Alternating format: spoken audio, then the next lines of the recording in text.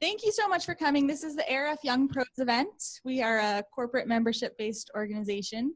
You all work for ARF members for the most part, so you're here free of charge, thanks to our wonderful program sponsors, Viacom, Turner, and Univision. Let's give them a round of applause.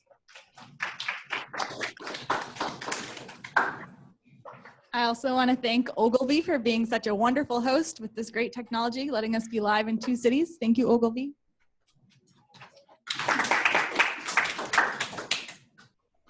Is anyone here for the very first time today? First Gen Pros event? Awesome, welcome. So the Young Pros is something we started to make sure we were staying connected with the next generation of leaders coming up in the industry. And we are run by an advisory board of young pros who help us plan our events. If you're on our advisory board, would you mind standing up? Got about 3 of them here today. So these guys all have ribbons and they can share more information with you if you have questions. If it's your first event, you can join the Young Pros by filling out an application and then you'll get on our email list. We have lots of fun events afterward. All right, so without further ado, I'd like to bring Sky Yang up here. Sky is on our advisory board and works for Ogilvy, so she's been instrumental in making this event happen. So welcome. Hi everyone, my name is Sky Yang. I work at Ogilvy, and we're very excited to host the Young Pro events at Ogilvy today, and especially for the David Ogilvy Award. So I've been on the Young Pro advisory board for almost 3 years, and as Gwen mentioned, we have a portfolio of very exciting, fun and also educational events. So definitely, if you haven't signed up, please sign up, and also follow our Twitter, Facebook, Instagram, anything where you can find us.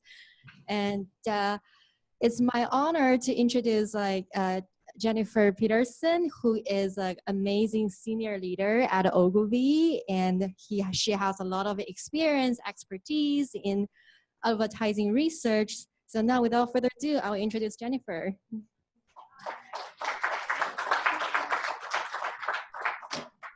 Hello. Hello, everyone.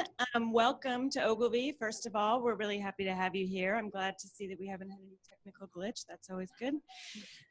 So we're happy to host you. I thought I would just say a few words about the award and about David Ogilvy in particular. So as some of you may know, before he went on to be arguably one of America's most famous, most celebrated copywriters, David was in market research. And throughout his career, he really maintained a commitment to research. And I would say that to this day, as Sky can attest, it's very much in the agency's DNA, the importance of research and how research is a great source of inspiration to make creative work even stronger. It's not a creative killer. So I thought I'd share a couple quotes. David has gazillions of wonderful quotes, but a couple that I thought would be pertinent to today, particularly given that we're going to see the David Ogilvy Award winners. So one thing David said: never stop testing, and your advertising will never stop improving. So I think that's really important, and that we talk a lot, especially in this digital era, about this idea of test and learn, test and learn, test and learn. You always need to be in touch with what's going on in the market, and you also need to be in touch with how your work is performing and how your consumers are evolving, so that you can make sure that your work is spot on. So I think it's fantastic for you young pros to early on start to really recognize the importance of research and see it as a tool for creativity more than anything else. A second quote that I wanted to share that might seem a little bit contradictory, not to say dated as well. David said, "I notice increasing reluctance on the part of marketing executives to use judgment. They're coming to rely too much on research, and they use it like a drunkard uses a lamppost for support rather than illumination." So while that language is a little dated, I don't think we talk about drunkards these days. I thought that it was interesting, this idea of, use research for illumination. We don't use research just to reinforce existing view. We use research to discover and to reveal things that we might not otherwise know. I remember early in my career, a marketing or research professional from like Millward Brown or one of those big ones said to me, never undertake research unless it can fundamentally change your course of action. If there's no potential for you to change what you're doing based on research, then it's pointless to even pursue it. So I think that's a good thing to keep in mind. And the reason that I particularly thought that that quote was important is in reading the cases that won the David Ogilvy Award, I was really struck by the receptivity to seeing things in a new way. Because like I said, research is no more than a tool to upend our presuppositions. And I thought in all of the cases, there was sort of implicit in some cases and explicit in others, sort of ingoing assumption that was then turned around. So whether it was, you know, that boomers are just content to ride into the sunset, this idea that, you know, beer brands have to be dude-like and, you know, sort of see the opposite sex in rather base ways. This idea that, you know, fear or dread or inertia cannot be overcome by our innate sense of competition. Or just that, you know, people who lead unhealthy lives just need to be told what a healthy life looks like. All of those were suppositions or that were realizations that upended maybe some preconceived notions.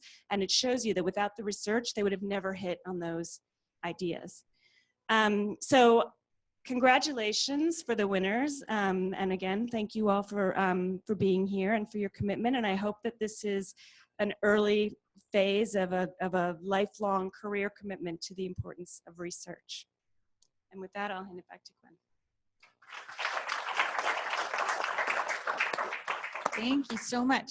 So there's a few slides I wanted to share with you and a couple of reminders. So for everyone in Chicago and in New York, at the end of each presentation, we're going to do Q&A. If you have a question, please wait for the microphone because the other city is not going to be able to hear you if you don't speak into the microphone. So just remember that when you're asking your questions. Then on the ARF docket, we wanted to share with you a few things upcoming. Our audience measurement conference is June 12th and 13th in New York City. We are going to have a special offer for young pros, so we'll be sending out a note about that, but it won't be completely inclusive of the conference, so you'll want to check out that agenda. If you work in measurement, you definitely want to be there. Also, May 11th, we are going to be in Atlanta for a cross-platform event. So anybody who has colleagues in Atlanta, this is something you'll want to share with them. We're not there too often, so it's a great opportunity for people in that community to kind of meet some fellow members like you're doing today. And then on the West Coast, next Wednesday, we're going to have 2 events, Women in Analytics, and then a Young Pros event on creativity and using creativity in your everyday business lives and making yourself an invaluable part of your company. These are free events, so definitely please share with anyone in the Bay Area. And with that, I'm happy to introduce our first speaker, Teresa Edelson from the Magnetic Collective, who's going to share with you her case that she did for the Ad Council on type 2 diabetes. Welcome.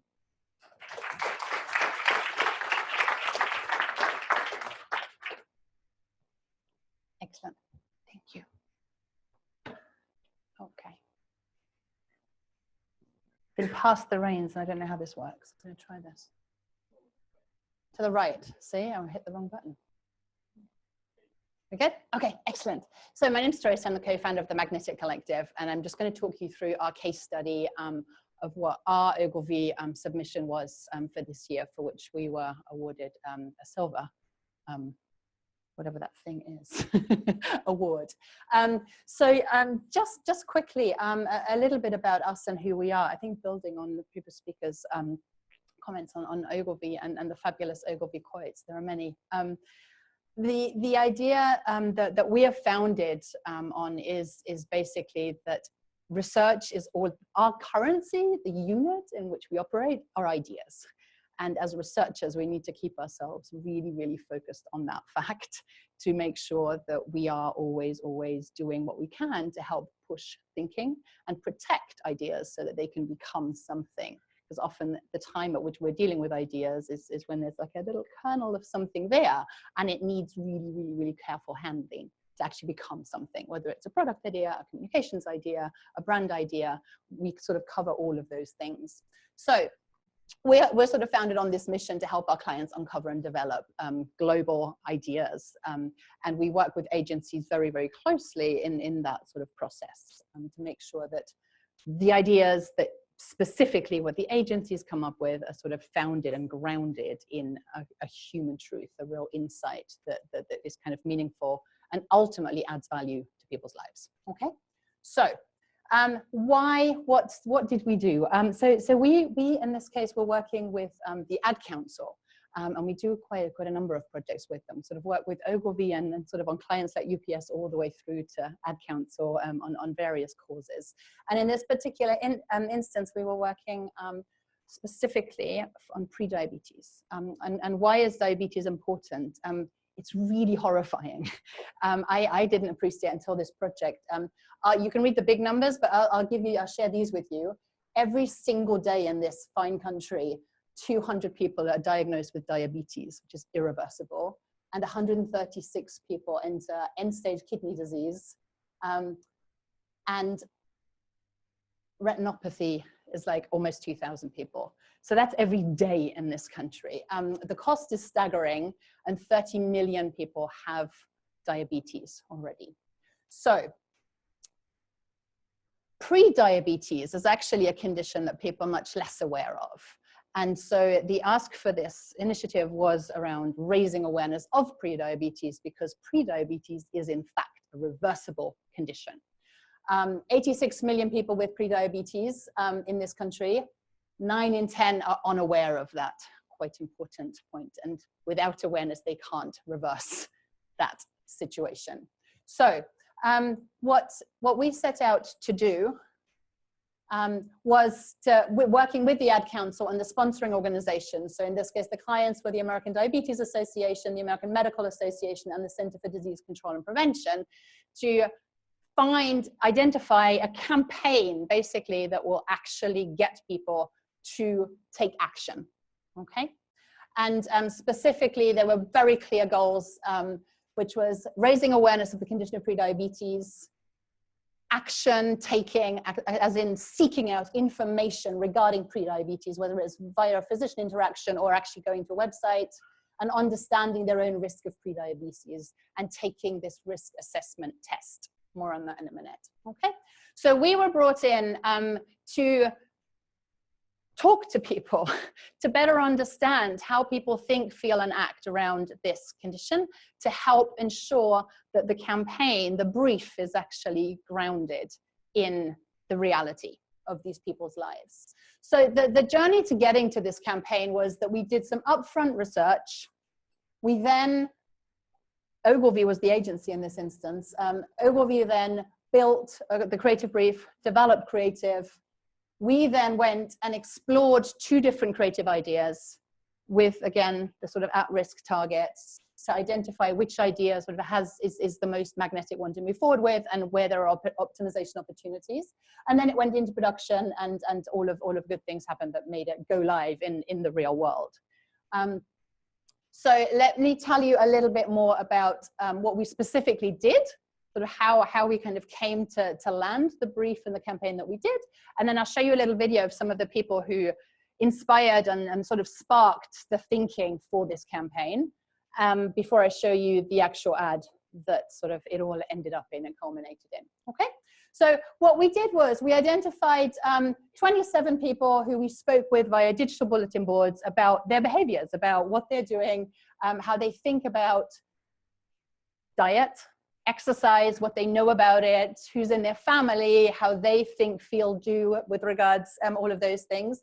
And then we got quite specific around behavior change, because obviously the key challenge is around, you know, how do you get someone to do something differently? So we had them think of examples in their lives of when they actually changed a behavior and talked about that a little bit. And then we got quite specific around type 2 diabetes and prediabetes and what they know about that. And we asked them to track exercise and diet for a few days, okay? From that, we selected the people who we felt were most interesting. And to us, interesting was people who showed signs of, we had basically, you'll see in a sec, identifying prediabetes is really simple. It's 5 simple questions. We were able to identify it in our screening of these people. So we knew that they were effectively at risk. They did not, or maybe they did, but they hadn't internalized that. So we identified the people who were most interesting to us, as in people who were at risk and not really doing much to change that status. And then we went to visit them in their homes and spent 2 hours in their homes with them. We went to Memphis and to LA. And obviously, sort of because we'd spoken to them on these digital bulletin boards for quite a while, we arrived and there was a comfort level and they knew us, and we'd had a long, we had this ongoing dialogue, which made that a lot easier to have these quite intense conversations. And there we actually had, we went on tours of their kitchens, what was in the freezers, and where was their exercise equipment, just to kind of understand the realities, their day-to-day realities a little bit better. And we were working closely, obviously, with the planners from Ogilvy, who came along with us for some of these, and then the clients from the Ad Council. And then we sat and analyzed together with the planner what we think the insights are. Where is their potential? How do we get, what are the insights that we can build a brief off of? And then we finally went back. Once Ogilvy had created the brief and actually created some work, we did creative development workshops. So those went to another market and we spoke to people there. And then finally, with another phase where we actually looked at how to optimize the microsite, because obviously that was the landing page to actually find out more. Okay, so that was basically what we did.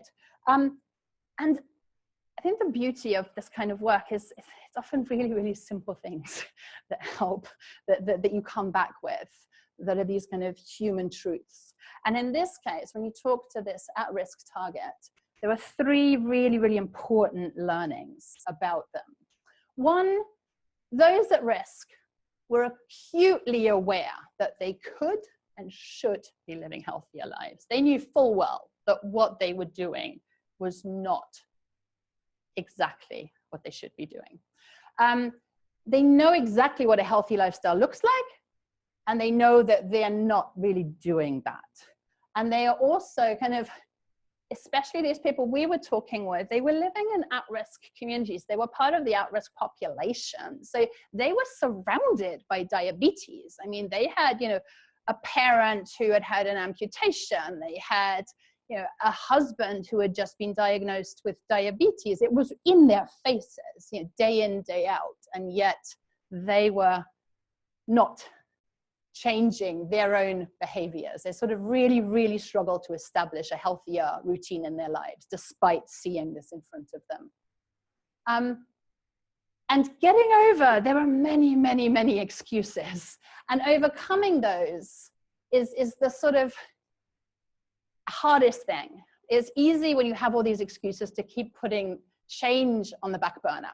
And they were exceptionally good at this. And this was what we found when we were in their lives. They had set up some quite complex ways of pushing it away, not letting it come up. I think of it once like a little bit like the whack-a-mole, right? They had ways of just like parking this away, so that they could continue on. And so everything was always more important. And for many, it was caregiving. It was looking after others around them who had health issues, but it was also the kids and the wife and the husband. Everyone needed taken care of. So they didn't have the time to deal with themselves. And so that was another sort of great excuse that kept coming up. And then finally, education and diagnosis stops excuses and gets people to kick into action. And what we learned from, we had a handful of people we spoke with who had been diagnosed and who had reversed the condition or were working towards reversing their condition. But actually having a diagnosis, being told that you are at risk, was like the single biggest motivator to actually doing something about it, okay? And that kind of had us understand how important it was going to be for the campaign to do that, right? It needed to work to get people to exactly that recognition. So they needed to understand what it is and that it's actually real. They needed to understand that they actually have it. And they needed to understand that it's reversible. Those were the sort of very simple facts that needed to be communicated, okay? And the sort of unfortunate or very intense part of this project was that this was often happening during our conversations while we were sitting with them in their homes. They were having this moment of going, should I go to a doctor? And we're like, yeah, maybe, yeah. But they you could tell that afterwards there was no turning around, and they were all, in a very strange way, thankful for the conversation because they were now going to take action, which was, you know, a very rare research experience, certainly from our perspective. So what I've got here is a video that we've put together to bring to life what we know. In mind of people who have informed us. So these are the people we met. I've lost like 37 pounds, but I just feel like it's a 7-minute video. I'll give you 5 minutes of it. We have an upfront here. We talk to the people who are diagnosed and who reversed the action, like reversed the condition, and then we're kicking here. Yeah, and get you 5 minutes of. For some reason, it's gone into black and white. It's not for artistic effect.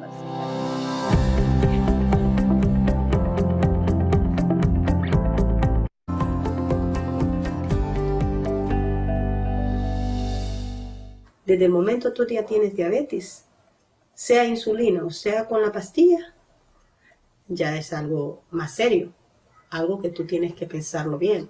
Ir al doctor más que todo, tienes que estar con medicina, comer saludable, salir a caminar. Por eso mismo tiene que hacerlo uno antes de tener la diabetes. Well, I see if you have diabetes, it's you just be sick. You know, it takes a lot out of your life.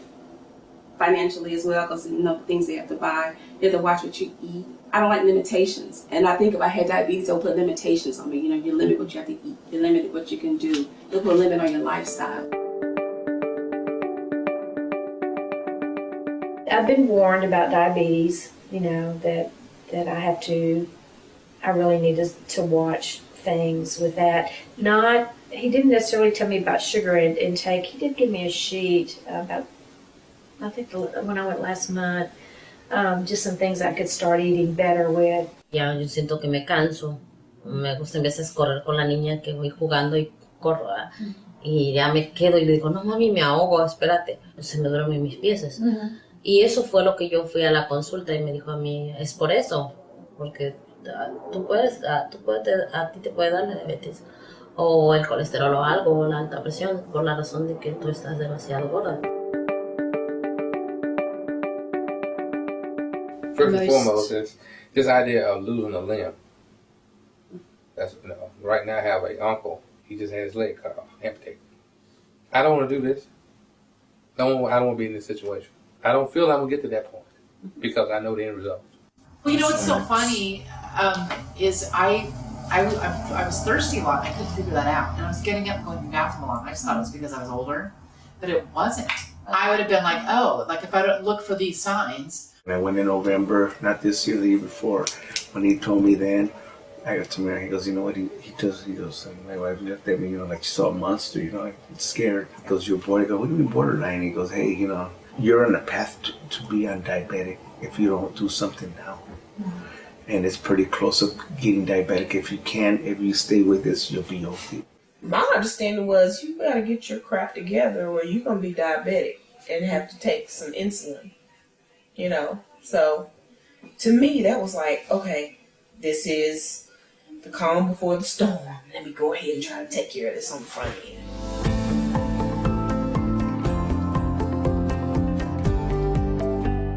First of all, I can fit some really cute clothes now. That's the motivator. Yeah.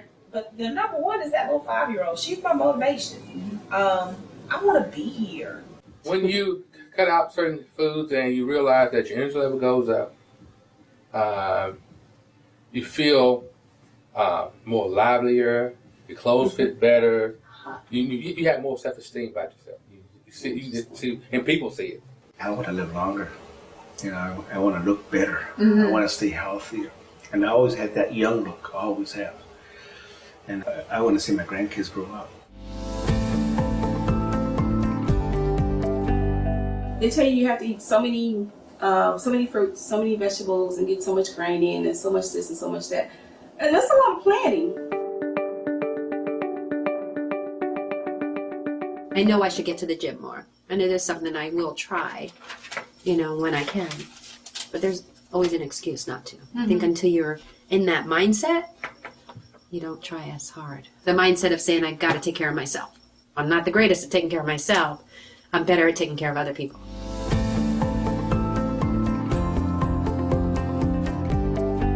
If you want to feel better, then that's what you should do. So it should be common sense for me to do it, but I don't. Sounds good when I say it. I can't tell you that I practice it. Yo diría que todo lo tengo yo. Todo el control. Pero como te repito, hay veces uno es más fácil comer cosas o hacer cosas que te hacen daño. Es difícil. Las cosas más buenas son las que engordan o te hacen daño. En el ejercicio siempre pones un pretexto. O el gym está muy lleno, está muy lejos, o no tengo dinero para el gym. Algo tienes que poner, sabiendo que ejercicio lo puedes hacer en la casa. I had a grandbaby born 4 months ago, and someone took a picture of me in the hospital holding him. I had on shorts and short sleeves. I hated that picture. I hate it. But I'm holding this baby, and I love him. I love the picture. I hated that picture of me. But did that do anything for me? No. I mean, you know, I boo-hooed over the picture. In fact, I printed it off and hung it in my closet and looked at it for about a week. And then I threw it away. I see a woman who has, she has let food control her life instead of trying to control the food.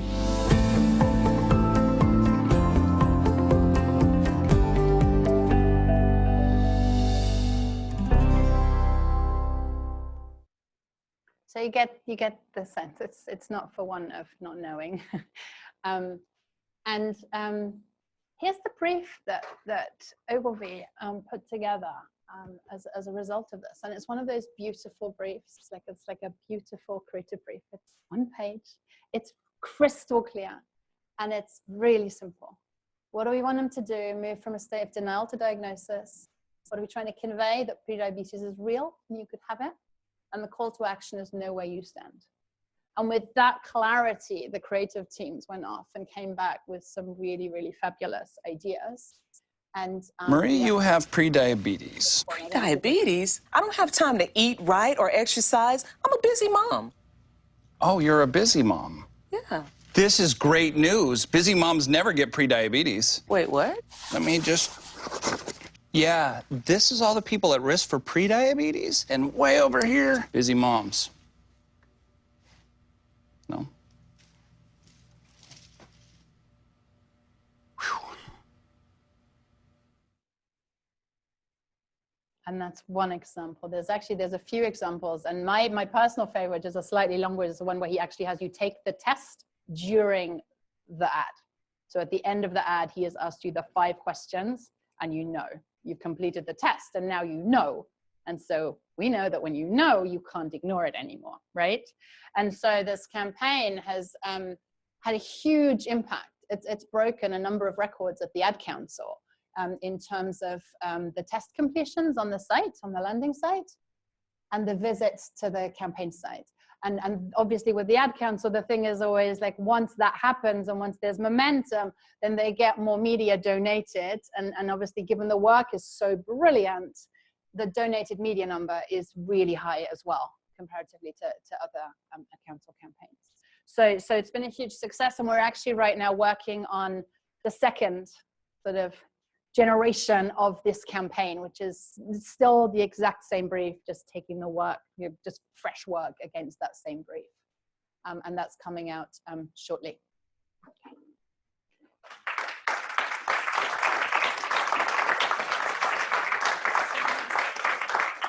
Any questions? And we'll take New York first. Just raise your hand high for the mic.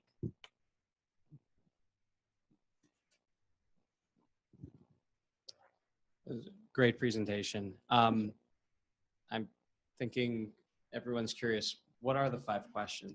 Yeah. It's age, okay, so sex, age, if you're over 40, exercise, weight. And the 5th one is, I'm going to check it. I'll come straight back to you. Sorry, I should totally know that. The fifth one is it diet? Diet. Yeah. It's really simple, isn't it? Right? Are you above male? That's your response.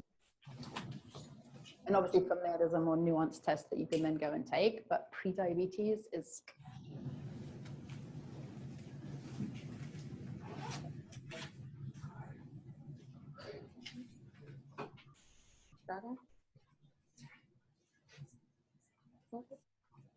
Any other questions?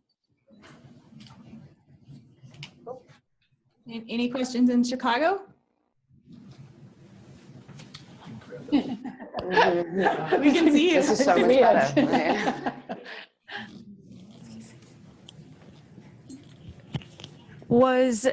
Can you hear me?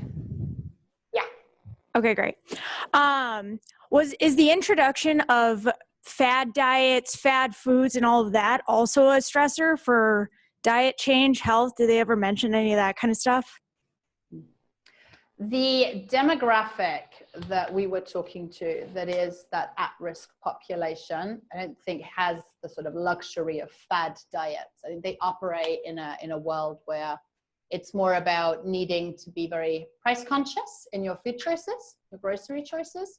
So fad diets is not so much an issue that was a part of these conversations. Does that make sense? Yeah, absolutely. I mean, it strikes me that one of the women even was talking about the safety in her neighborhoods, like to get to somewhere that had decent, like fresh produce, was like putting her at risk on her like walk from where she lived in the suburbs of Memphis. So it's a sort of very different world. Any other questions in Chicago? We got one more in New York here.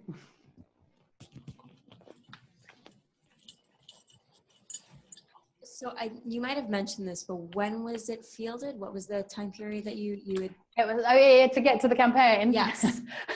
Yeah, time, blood, sweat, No, tears. So 2014. It was 2014. That's what I thought. Yeah. So have you followed up with any of the participants since then? Have So you seen yeah, how that's a how great they've gone their question. progress? So normally, obviously, you guarantee anonymity and that no one will reach out. Some of these people in particular, like they really touched us. I mean, this woman at the end who starts crying over her granddaughter, and her husband had been diagnosed as diabetic, and this woman was hiding it from her kids because she didn't want them to suffer.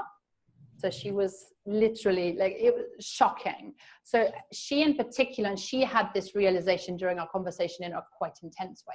And she's someone we followed up with, and she's sort of she's on the pre-diabetes on the website actually as a case study, as someone who's taken action, who has managed to not fully turn things around yet, but make some consequential changes for the better. Yeah. Thank you. All right. Is that it? Thank you so much.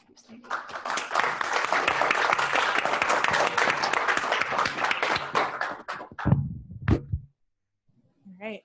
Our next presentation from New York, this year's Grand Ogilvy winner was a social media campaign, Nike's Take on TJ, and we're very lucky to have Jessica Greenwood, VP Strategy and Partnerships from RGA, here to share with us all about it. Thank you. Welcome. Hey guys. Hello. So Chicago, this is freaking me out. Can you turn to the back left corner of the room just for 1 second? Hey guys. Yeah, hey. Right. Word. We can see you now. Okay, that's good. Thank you. Sorry. It's very odd looking at the backs of your heads. Hey, that's cool. Okay, so I'm going to start. How many of you guys know what RGA is or does? Right. Okay, cool. One. Thank you. RGA is a really sort of strange and wonderful agency just down the road. 900 people in New York now, but globally sort of 15 offices across the world, doing a lot of initially digital, but increasingly We've been around since 1977, so like we've been a digital agency for time. And actually, the first job that RGA ever did, I don't know if you guys have seen the first Superman film, but in 1977 they put a Superman film out, and the beginning of the film was the Superman logo just swooping towards the screen. That was the first time CGI has ever been put in a film, and that was RGA's first ever job. That's what we did. So we were CGI for about 9 years, then we moved into commercial production. Then in 1995, our founder, who was this kind of amazingly sort of lunatic character, still first person into work every day, amazing person called Bob Greenberg, check him out. He, in 1995, decided that the internet was going to be big. So he was like, right, this is what we're doing. First job that RGA ever did as an internet company was build IBM.com. And then since then, we've been building out our capabilities to do product, to do services. We build the entire Nike digital ecosystem. So Nike Plus was built by us 12 years ago, still building now. We do all the Nike Apple partnerships. And then we also do a lot of advertising, social media, those kind of things as well. It's a weird place. It's awesome. You should come and hang. But generally speaking, the reason that I try and sort of give you some of this background is because I'm about to start this presentation by fundamentally disagreeing with something that somebody said at the beginning, which is you should only research if you know you can affect the outcome. I could not disagree with that anymore, like if we tried. American companies are huge and complicated. The world is happening on the internet around us every day. So if you're not with that, the idea that you would get the opportunity to have this very clean break and go and find out what's happening in the world and then come back and report to your client that this is what's happening in the world and we should maybe do something about it. And that would be the moment that you get to affect change is just not, I don't think, a realistic representation. You have to be researching every day. You never know when the moment is going to come for you to be able to change the course of a client's action. And also, if you're a smart enough person, you seem like smart people, your understanding of the world outside, advertising is too self-referential. Your understanding of the world outside and how your understanding builds over time is like fundamentally very, very important. So there are some instances in which you get the luxury of going to be able to talk to a lot of people in this very kind of contained environment. And there are a lot of instances, the clients that we work on are Nike and they're Samsung and they're Google. And these are people who are fighting the battle for their brands every day on the internet. Like Samsung, they're our biggest client. We've been working with them for 2.5 years. We did not know their phones were going to explode, but they did. And then you need to know that's the point to change the course of action. So you do not at that moment in time get the opportunity to be like, we're just going to talk to some people about how they feel and we'll be back in 12 months. At that point, you're like, you have to know what you're going to do. So the reason that this is important is because the case today I'm going to show you is about how Nike as a brand is starting to embrace the things that are happening around it on the internet every day. It's an alternative form of research. It's not the only form of research, but it is something that we found to be incredibly helpful. So that's when, does that sound suitably apocalyptic? We've had exploding phones, fundamental disagreements. It's great. I've only just started. This is going to be good. So the thing that we're talking about is Take on TJ, which is a campaign that we did for Nike. We've been with Nike for 16 years. They are our longest running clients. We are their longest running, actually no, Wyden they've been with for longer, but like us and Wyden have been working together on this for years and years. This particular campaign was for the young athletes group at Nike, which is not a campaign that has a lot of money. When people think about Nike advertising, you think about the big TV, like that's big TV or big systematic stuff like Nike Plus, which takes a long time to do. So this is not that. This is a way to kind of use the research tools that we had to hand in order to make impact for Nike in a smaller part of their category. And before I go into this, it's important to explain the reason that we think about things this way is basically there have been thousands, as you guys are sort of coming into the advertising industry, sort of finding your feet, of all the thousands and thousands of words that have been written about changes in the advertising industry over the last decade. It basically comes down to one thing, and that's this, which is that the things were previously media habits are now technology habits. The things that used to be about passively consuming are now about actively kind of doing things or even passively scrolling things or whatever it is that you're doing. But either way, the things that used to be, I guess, mediated, there's a reason that the word mediated is mediated. It is because it used to be like sort of passed to you in a very specific way. And now everything that's happening is happening to us through some form of technology interface. This is the other reason for ongoing research is brands are forged every day in the interface. If that United thing had happened in the age of the internet, how long do you think we would have known about it? Like, how long would it have taken for that to get out? Nobody would have had a phone. Nobody would have been able to post it. We knew about that thing in 30 seconds because we have technology habits now, not media habits. So the idea that you can control a brand entirely on the right-hand side is just, It just doesn't happen anymore. The exciting thing about this is that we used to have these ones, which are reading, listening, and watching. And these are still very, very primary consumption behaviors. So we used to sit passively and read print ads and listen to things on the radio and watch things on TV. We still do all of those things. However, we now also have these things. So this is just what I could think of for the purposes of this presentation, but reading, visualizing, watching, investing, listening, trading, communicating, controlling, searching, betting, researching, tracking, comparing, filtering, purchasing, binging, paying, stacking, reviewing, nibbling, traveling, dating, driving, connecting, gaming, saving, like photographing, liking, sharing, augmenting, participating, personalizing, broadcasting, and designing. And those are just the ones that we have done today already. Like there are so many different behaviors.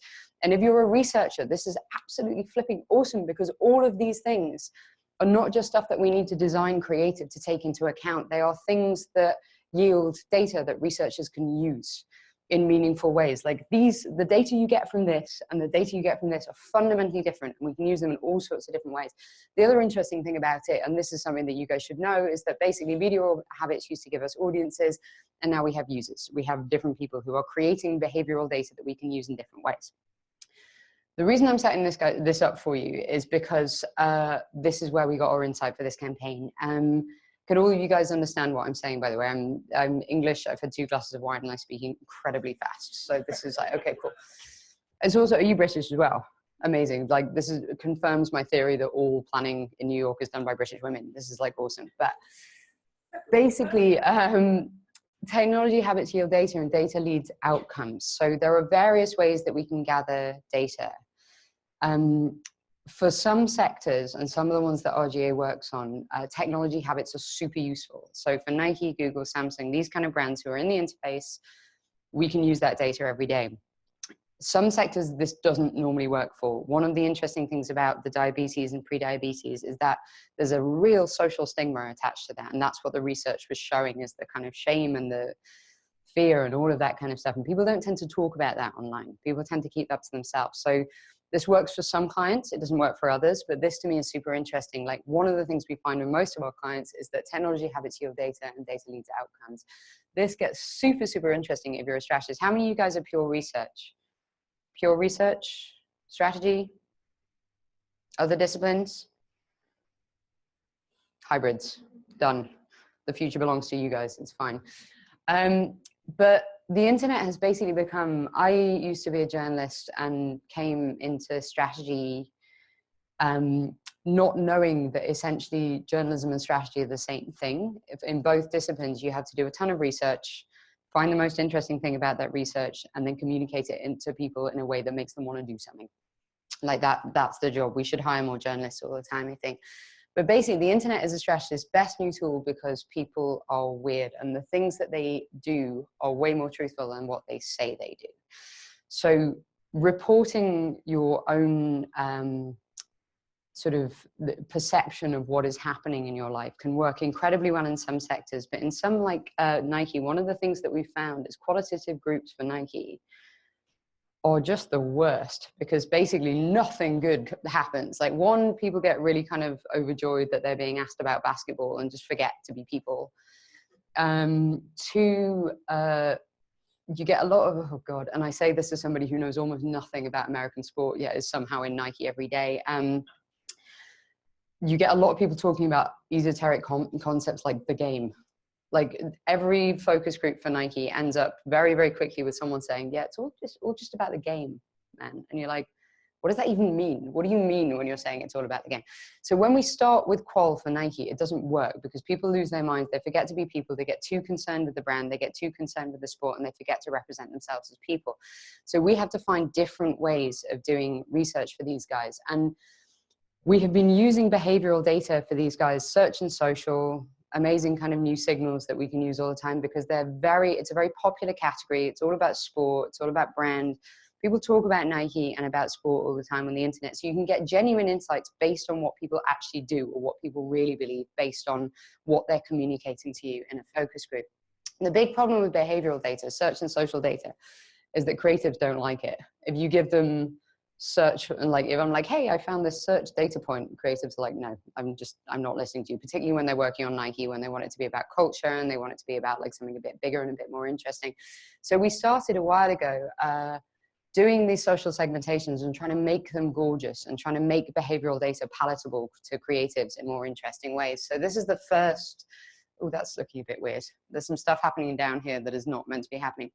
The first social segmentation that we ever did for Nike was based on 24 months of social listening data, Twitter, Facebook, and Instagram, looking for the 7 faces of culture. It didn't take us 24 months to do it. That was no one in Nike has time for that. But it took, we looked at 24 months of data to basically get the 7 faces of sneaker culture and social media in ways that we could develop mini briefs off of that our creatives could work from. So some of these mindsets, the interesting thing when you think about sneaker culture for Nike, a lot of the stuff that they're talking about is over here, like the cool hunter or the connoisseur, like some dude who's got like 200 boxes of like box fresh Nikes that have never been worn or opened. And a lot of the stuff that they did was around here. We were trying to show them that there's like a very, very kind of diverse and interesting group of people talking about kicks in social media. The single biggest thing that came out of this was that 54% of the conversation around social media and sneakers was women. So we presented to them, and they was all dudes at that point. We presented this to them about 2 years ago, and we started developing more briefs to address women in social media. And last year, Nike women's sales overtook Nike men's sales for the first time. I mean, this is public facing data. This is like not anything that I'm sharing that's not there, but like you can imagine how hard, like Nike is like a tough brand. You can feel it. It's like competitive. The actual name Nike means victory in Greek. I don't know if you guys knew that, but the name means victory. It's all about winning. So trying to introduce these kind of softer, like, you know, trying to basically get Nike to acknowledge that women were out there and buying kicks and talking about them. This is like the start of the way that we started to do this. And then we took this kind of social listening side of things forward to a challenge that we were given about 12 months ago, I think, which is basically from Nike. Look, we need to use the back to school period to get young athletes off the sofa and into Nike stores to Nike.com to gear up for their season ahead. So this is the young athletes. These are people who are in high school who need to buy all their stuff for all the kind of college sports that they do. If you're English, American high school sports are terrifying. Like legitimately terrifying. We do not fund, America funds high school sports and college sports at a rate that is significantly higher than any other developed nation on earth. Like sport is like a huge fundamental part of the American psyche. So we were looking at this and we were like, okay, so this is like a big business driver for Nike to basically get all these high school kids that are playing sports into stores to buy Nike products and not Under Armour, not Adidas products. So the first thing that we did was like, right, this has been super useful to us before. How do we'll go to social media and we'll find out what these kids are saying about the next season ahead. And in this period in time, we went back a few years to see what they were saying. In behavioral data, we looked at social listening and search data for the back to school period around young athletes. So this is what we were looking at. We're looking at stuff that's happening on the internet.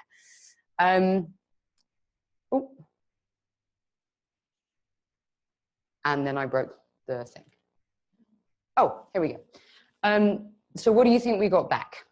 Any ideas for what we got back? Listening to the back to school period, high school sports, anyone saying anything on social media? What might they be saying? Any ideas?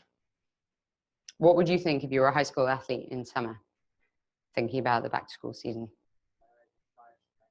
Sorry, what are the stars wearing? That's a big driver for Nike. It wasn't that, but that's a good one. Any more? Look fresh for the first day. Excellent. Another motivator. That's a good one. It wasn't that, but good guess. No, this is like, I mean, this stuff is important because that's where we start as well. And like we went through all of that. Any more? Done. So the first situation that we had here was that we were listening to social media and social listening, the back to school period about high school sports, and there was nothing. There was literally like absolutely nothing. Teenagers were not saying anything about the back to school period. Why do we think that is? Exactly, right, there you go. So back to school is a thing that was created by marketers for parents. Like kids do not care. Like, so when Nike's like, back to school kids, they're like, fuck you. Like kind of like, there's like no, like just nowhere. And like, so when we were actually doing social listening and the things that dinged were like, playing video games and like just like literally super embedded on the sofa, like nothing kind of, you know, nothing sort of good happening. So it's 2017, people are sharing an enormous amount of data every day. This never happens. It never happens that you get nothing. And we looked at the data and we were like, this is not just like not justifiable to the client. This is nothing. Like there's nothing there. So we were like, okay, cool. So we took that back to the qual groups, and we'd done qual groups before. Nike had provided some research to us and said, you guys are, you know, the thing that motivates them most is team pride, looking fresh for the first day, like being like a great member of the team.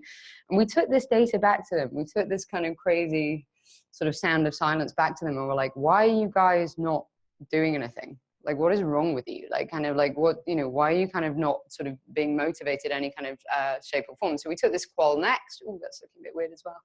All sorts of things. And basically said, why are you so quiet? Like, what's wrong with you? Like, why are you guys not talking about this? Like, kind of like, this is the biggest thing in your life. You identify more than anything as a teenage athlete, and you're talking about video games, you're talking about socializing, you're talking about everything else, and you're not doing anything. So the thing that got down to this is like all of Nike's go-to motivations, which are like, just do it, is about you versus yourself. It's about you motivating yourself. That's the whole Nike thing, is that like you are the boss of yourself, and it's awesome, and it's an amazing thing, and it's worked for them so well. But Nike's go-tos, which are like performance, grit, you as your best coach and biggest motivator, just do not work in this situation when you are in this kind of cultural context where you don't want to do anything, you want to sit on the sofa and you want to hang out. So we basically realized that we were going to need something like a lot scarier than that in order to get them there.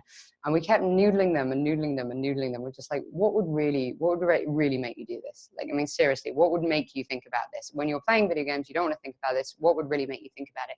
And we hit total gold in the fact of the nemesis.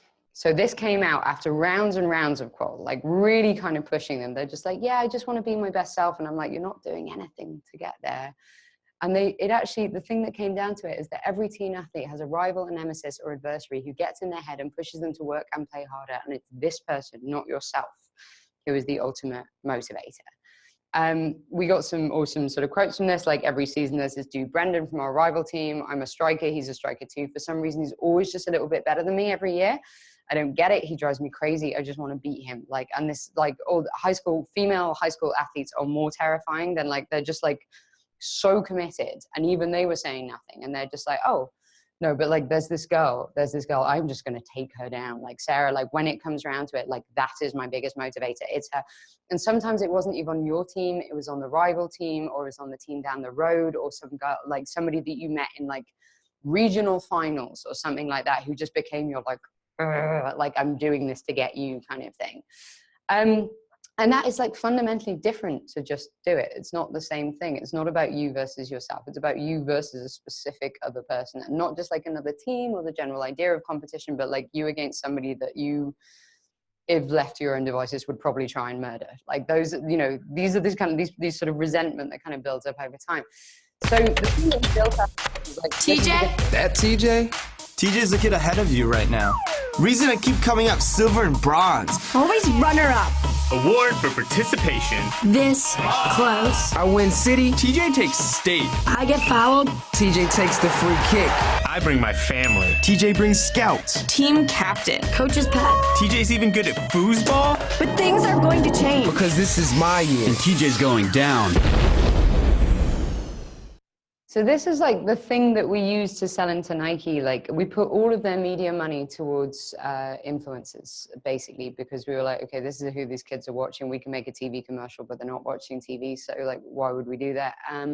We took the entire media money and put it towards influencers in sport and media who basically took on their own TJs and like created all of this different content across thousands of different channels. It got like billions of impressions, to basically drive people to be motivated by the thing that they knew was coming and like their own TJ.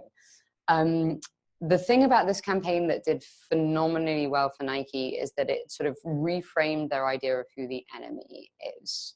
And this sort of stuff has started to filter into the kind of rest of the stuff that they do. And it's also fundamentally been part of how we sell insights. Like when we sell insights to our clients now, they're looking for social justification. They're looking for behavioral data that basically proves that this is an actual thing outside of focus groups and outside of kind of the sort of traditional routes. So this whole kind of take on TJ like actually started to turn around the way that Nike thinks about research, which is super awesome. And this is the sort of manifesto that we're doing. Like TJ is that kid, you've known each other a very long time. TJ is that kid always one step ahead. the runner keeping you runner up, the name above yours on the leaderboard, the state champ to your city title. TJ drives you crazy, but TJ also gets you moving, because as good as TJ is, you know you have it in you to be better. So you run a little longer, push a little harder, stay another hour, and all of a sudden TJ's time is over and greatness belongs to you. Gear up for greatness and take on TJ. So it was the most successful young athletes campaign that they'd ever run, which is great. So it hit in the market at that period in time. But it wouldn't have worked had we not known to push harder. And like brands are innately, we would like to think that they're run by rigor, but they're run by intuition, and finding ways to challenge Nike, a company like Nike, which is run on like pure intuition of what that brand should be, is extremely important. And like finding new behavioral ways to do this is what we do all the time. So in conclusion, and then we can talk about, we can take questions, and there's one more example I want to give you. Consumer data reveals self-perception, behavioral data can reveal truth. And quite often in your great strategy and great insights, what you're looking for is something in the middle here. And I think one of the things in your presentation was super lovely is like creatives still need to be inspired. We are moving towards an extremely data-led world. If you guys know how to crunch data, you're about to inherit the entire industry. But you still need to inspire the people who are going to make the work. Like the job, data on its own is not useful. Data on its own is not actionable. And unless the things that you're doing are leading to good work, then you're essentially not doing your job. Like that's the point, is to lead to an outcome. And I think one of the things that we've been trying to do here for a company like Nike, very intuition-led, is using data to lead to outcomes in different ways. So that's where we got to. That's me. Questions on that? I'm sure, like, I have another really weird one that just came out of this segmentation that I really want to share with you. Go, go, go. Hi, that was great. Thank you. I'm not too drunk. No. Good. That was my hope. To pitch day. Sort of just saying interplay.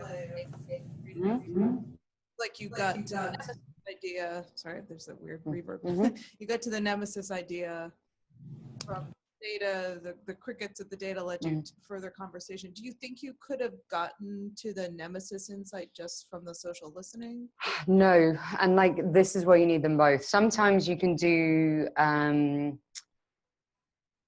depending on, so you get really unexpected things about out of social listening. So we've just done, and this is actually kind of a good intro, but the thing about like, so we started, Nike gave us some qual stuff that they'd done internally. It wasn't that useful, all about the game, super generic, not very good. And like the social listening that we always start with, like the fact that that was such an epic vacuum that we were just like, oh, there's something kind of deeper on there, to like push back into the quant with a like, why are you doing nothing? Like that, to be able to use the social data to set up those quants was like a lot. We wouldn't have known going in. We would have ended up with the first set of focus groups, you know what I mean? Just like trying to ask the sort of wrong questions. So social listening data and behavioral data can really help you ask the right questions, which is super helpful. Sometimes stuff falls out that is like super loud and super unexpected. So we just did a thing for, have you guys seen that Samsung fridge with the screen on it? Yeah, right. This is like, this is mesmerizing to me. So Samsung has a fridge with a screen on it that does all sorts of kind of utility-based things. It's basically, you know, there's a like screen on the outside. It can tell you when you're out of milk. It can keep your shopping list up to date. It can show you what the, you know, stuff is on the inside. Like, you know, it can give you health information, all this kind of crazy stuff it can do. So when we launched that, it was launched at CES in January. And so we've been waiting and tracking. This is why you should always research. We've been tracking over time as more and more of those fridges are getting out into the market. All of a sudden we have a data set we can work with. And this weird thing fell out of the social data, but like massively, like spike on a graph kind of data. Can anyone think of what the most popular thing about that fridge is, or what people love about it and why they would be moved to talk about it in social media? Any ideas? No, but like you can take selfies with it, but like you're headed in the right direction. Definitely. It's kind of like any others? You can control it with your cell phone. They've been talking about that, but that's still on the kind of utility end of it. But the thing that fell out about this fridge is people really love it because their kids draw on it. It's basically all your kids are in the kitchen sort of like drawing pictures. So you're like making it, and then you have the family in the kitchen and everyone's hanging out, and it makes the kitchen less of a kind of like parental thing and more of a family thing. And that came out like so loud. It was very extraordinary. And then it came out in the quant as well. It came out in the call as well. So sometimes it's clear by its absence. Sometimes it's clear by it's like sharpness, and sometimes it gives you the questions that you really need to take out and ask. And it's normally one of those three things. It's very rare that you don't get anything useful, I think. Any more? Hi. Hi, so my background is in quantitative, Mhm. and you were saying on the qualitative research that you guys were doing, Mhm. it can get a bit crazy. People are saying abstract ideas like, The game. I like to be in the game. Yeah. And it feels so abstract. Mhm. But when it comes to qualitative research, isn't that the type of information that you want to get from like your consumers? Well, what does the game mean to you?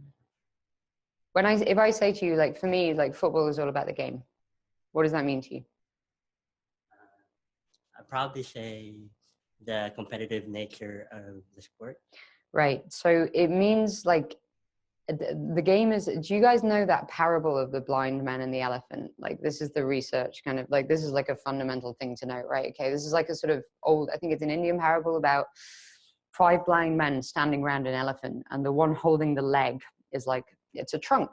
And the guy holding the tail is like, no, you guys, you're crazy. It's a brush. Like, that's what it is. And basically the game for Nike is everything. It's everything. So it doesn't matter who you're talking to. Everyone standing around the game is going to have a different perspective on that. And I think when you're talking to like 15-year-old, 16-year-old high school athletes, they haven't thought enough yet analytically about what they think the game is.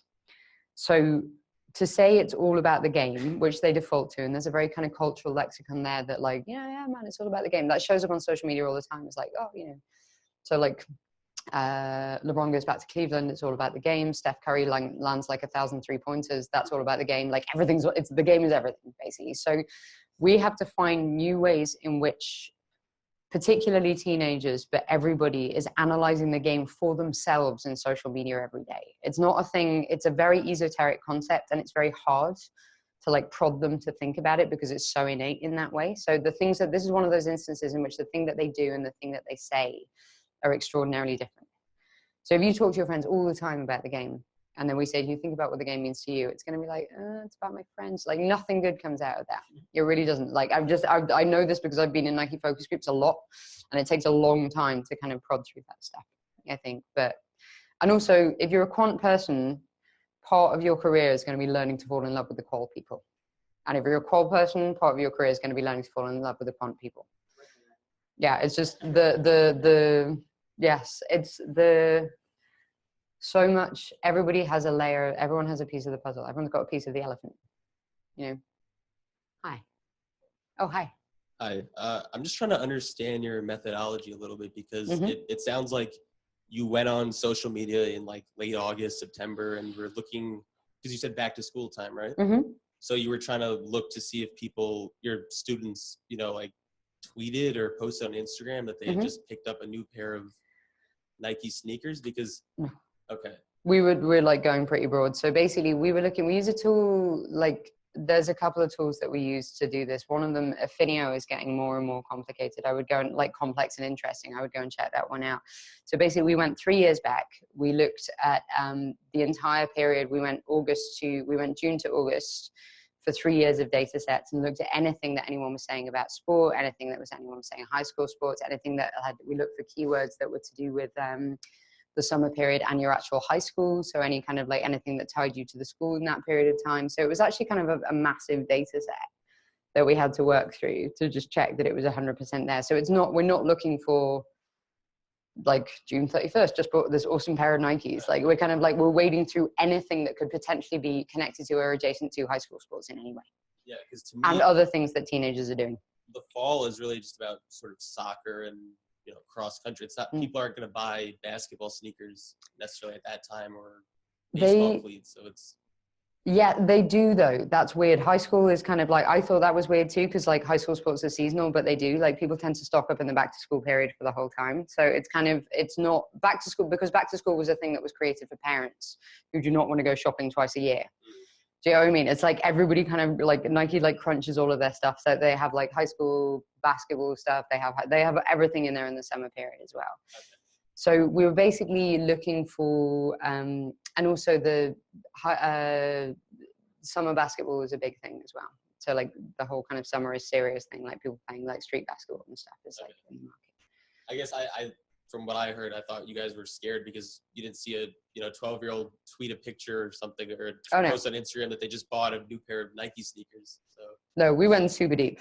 Like kind of like we're looking for everything that teenagers are talking about, and it was just like gaming, sports, like kind of like super tiny. Like we're looking at that stuff. It's kind of, I think the idea that this is, I think that's something probably social media data is very rich.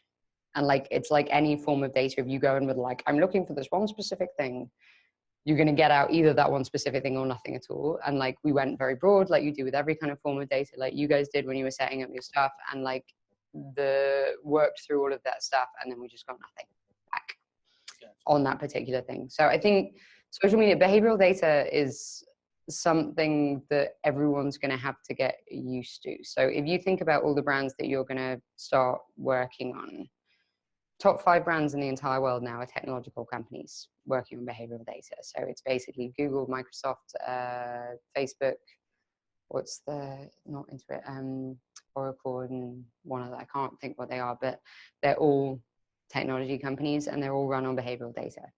So the idea that you can build brands for those companies without using it is a tough one for now. Like the brand is built in the interface is the thing that we need to get back from. Chicago, your heads are frozen. Oh no, you're moving. That's good. Hey. I think if you could put a little view, I can do that. So I can just kind of like it's Questions in Chicago? Yes or no? Hi, can you hear me? Kind of, maybe. Now? Yes. Perfect. You talked about how Nike as a client is super intuitive as a brand. Can you talk more about how you got client buy-in and what you guys found? So I think you guys will find the more you get out into the world, it is amazing how nobody really knows anything. There's actually a very this is like my #1 external piece of reading for you. There's an amazing book that was written about Hollywood screenwriting by a guy called William Golding. And it's a beautiful book. And it's all about like the art of like understanding what people want and how to write great film and all that stuff. And it starts with the phrase, nobody knows anything. So, and he was talking about Hollywood at the time, but it's kind of amazing how in the world, all of these things that you think are running as like extraordinarily precise machines are actually just being run by people like you who just really love this brand.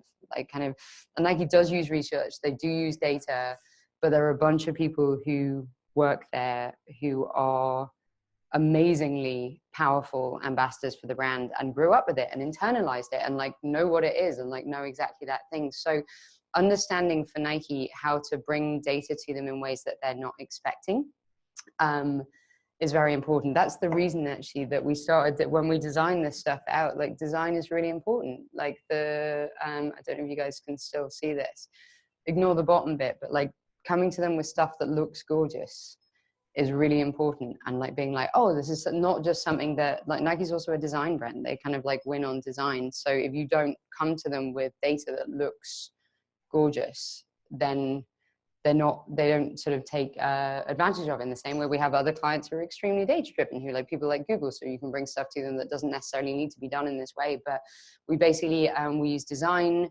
we use like also, actually, this is the most important about behavioral data is that it's your job as the agency to represent the outside world to the client. Like that is what you have to do is basically represent to them that there is a world outside what they do and that there are people outside there who are using their products and experiencing their products in a different way. So anything you can do to bring the consumer into the room realistically and meaningfully, like that video I thought was beautiful, like ended in this really kind of compelling way. Stuff like this they find really beautiful as well. Anything sometimes we've sold stuff through to Nike with like one tweet or Instagram post that really just summed it up. Like you have all the data and you have all the proof points and you have absolutely everything. You're like, yeah, doesn't this just like nail the sentiment? And they're like, yeah, because a consumer said it, you didn't say it. So the thing that I think is to bear in mind is like, as it's your job Your job is to find whatever ways you can in a way that fits with that brand to make the consumer real to them. So if it's Nike, you do it through design. If it's Google, you do it through data and Google Slides, mostly. You know, there are various different ways you can do it. If it's pharma, you have to bring consumers into the room very often. Like, you know, that's, you know, it's like they like that kind of direct contact. But every single company has a different way of being persuaded by the reality of their consumers, and it's your job to kind of find it. So as quant person, awesome, you're going to have to find ways to partner with the qual people to sell that if that's what the client wants. Like, all of that stuff is like, this is why having one piece of the puzzle is not enough. Having one leg of the elephant is not enough. Having the tail is not enough. Like, you need to find ways to collaborate with everyone to basically represent that data in a way that the client can buy. Does that make sense to you? Is that, she seems happy. Yeah, yeah. Good, good. Yep. Sorry, it's a long answer. But yeah. It's basically like, if everything else that they look at that day is the world's most gorgeous sneaker design, you have to find ways of making your data as compelling as the world's most gorgeous sneaker design. And like, we try various different ways to do that, but you know, this was one that worked. Any more?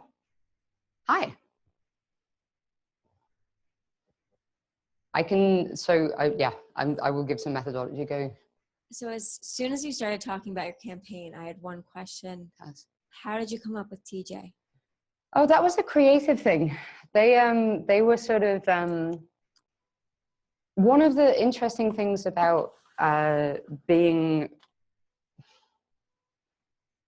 so one of the reasons that we really loved this insight is because a lot of other Nike positioning is about like bringing your, it's a challenge to yourself. It's that thing that we're talking about. So it's like, just do it, bring your game, like all this stuff that's about like challenging you to do the best for yourself. And like the creatives, as we were talking through it, we were talking about the influencer strategy that we wanted to use, and one of the creatives had this idea of like boiling down like the ultimate arch rival, like just this guy that everyone, and like TJ was the most generic name that could think of because everybody knew it. Like, did you know a TJ in high school? Like, everybody knew a TJ in high school, right? I had one, like, you did.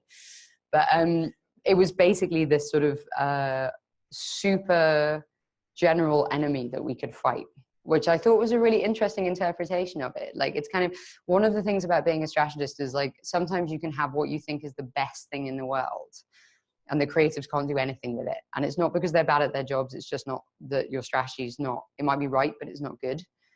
And the number one, somebody else gave me this definition once, which I really thought was very important, is that a strategy is just a plan that enables you to act. And planners in agencies forget that sometimes. We're just like, look at this terribly clever thing that I've done. And like, I'm terribly sorry that you couldn't find a good idea to work off it. The great thing about that stuff, like, that works really awesome. It's like really fun. And we gave them, the creatives, this idea, and they kind of like squinted out. All creatives hate briefs at first. So you give them a brief and they're like, I hate it, it doesn't work. And you're like, okay, cool, but just think about it a bit. And then they came back with this idea of this like generic nemesis called TJ. And I think we were really gravitated to that, because then we can give every single influencer that we worked with in the campaign their own TJ to work off. And just basically it's applicable to anyone. I was just hoping it stood for something. Oh, that's cool too. It probably, do you know what? It probably did stand for one of like the junior visual designers or something. We probably picked on him or something. I don't know, but it was like, it was the most generic name we could think of. Because it's, yeah, anyway, stuff like that happens, but yeah. Thank you. No worries. Also gender neutral, exactly. That's a great point. I didn't think about that at the time, but I hope that we considered that. Yeah. Thank you. Thank you Thank so you much. guys. Cheers. Thank you so much. Thank you, Chicago.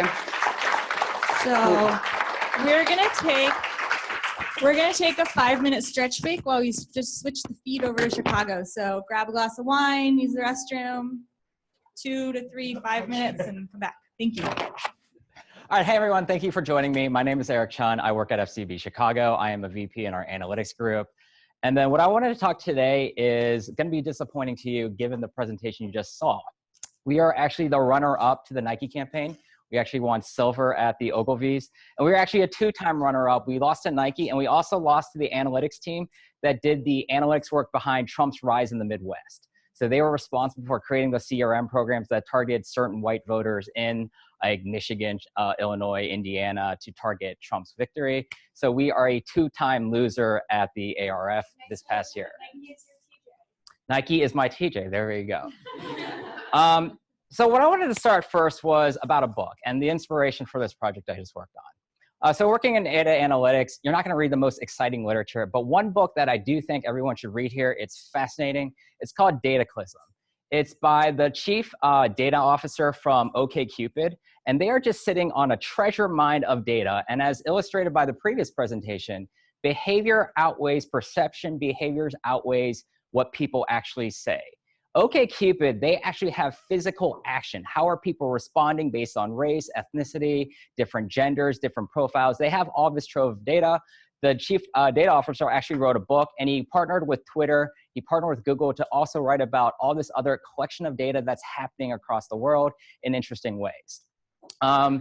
There's a really cool quote though in that book when they got to the Twitter chapter. And the quote was this: there is more data that is gonna be written on Twitter in the next year than in every book ever published in human history. That's a lot of data, and you hear the word big data all the time, but it was the first time I ever thought about it from a text perspective. Wow, data is actually text. And it just lingered in my mind, and I've never known what to do with it just because a lot of it isn't mineable. We all write emails every day. You can't really track that. We all write stuff all the time, but whether it's comments in message boards or Reddit or things like that, is there a way to actually mine that in a useful way that would actually provide utility? So that's the impetus for this project. If we can go to next slide. So as I said, I work at FCB Chicago. We are located in the Hancock building. We are a full service agency, and I am part of our strategic analytics team. We are what I call a bunch of like quant geeks that range from various disciplines. So some people are very, very technical, and other people are like me, a little more on the business-oriented side. We have about 40 people, and as I said here, we have everyone from like data technologists to data strategists to data scientists, all coming together as part of this one team. So that's a little about who we are. Our motto, if we can go to the next slide, is this fundamental belief that data fuels creative systems. And what do I mean by that? Data not only to us has a seat at the table, we firmly believe that it is creative work that should be driven by data. We need insights, we need to understand who we're talking to, we need to understand the collective world, and that has a role in everything we do creatively. It's not just, hey, come up with a number that I can drive off of. Tell me about what's actually happening with behavior. And that is our motto at FCB. Creative systems are driven by data. And that's the impetus for this project. How do we actually take data end to end and come up with some type of campaign? And the case I'm about to talk to you about right now, if we can go to the next slide, is Humana. So a little bit about Humana and why I love this project. Humana, they're a health insurance company. If you don't know, they're not in every state. But if you think about health insurance, probably the first thing that comes to mind, and most people, is, oh, Obamacare. It's all about individual insurance and everything they talk about in the news. Well, it's not that. Humana is actually on the other end of the spectrum. Their target audience is actually boomers. 70% of their revenue, something like that, comes from Medicare Advantage, which is for people over 65. So if you're 65, the government guarantees you some level of insurance. What you can do is supplement it by buying what's called Medicare Advantage insurance through providers like Humana for an additional cost. So our target is the boomer population, and that's what this project is about. And what I really love about the project that I'm about to get into is, if we can go to the next slide, for me, it checks every box that I hold dear and fundamental as part of being a data scientist or an analyst or whatever you want to call the marketing sciences. To me, my job is about doing 4 things well. It's about storytelling. It's about functional creativity, which is my fancy way of saying linking the dots, connecting pieces of information together, understanding the business and understanding what's going through culture, all with data at the middle. So this is fundamentally what I think my job is to be, and this is why I love this case so much, is because it gets into all of this really well and really deeply.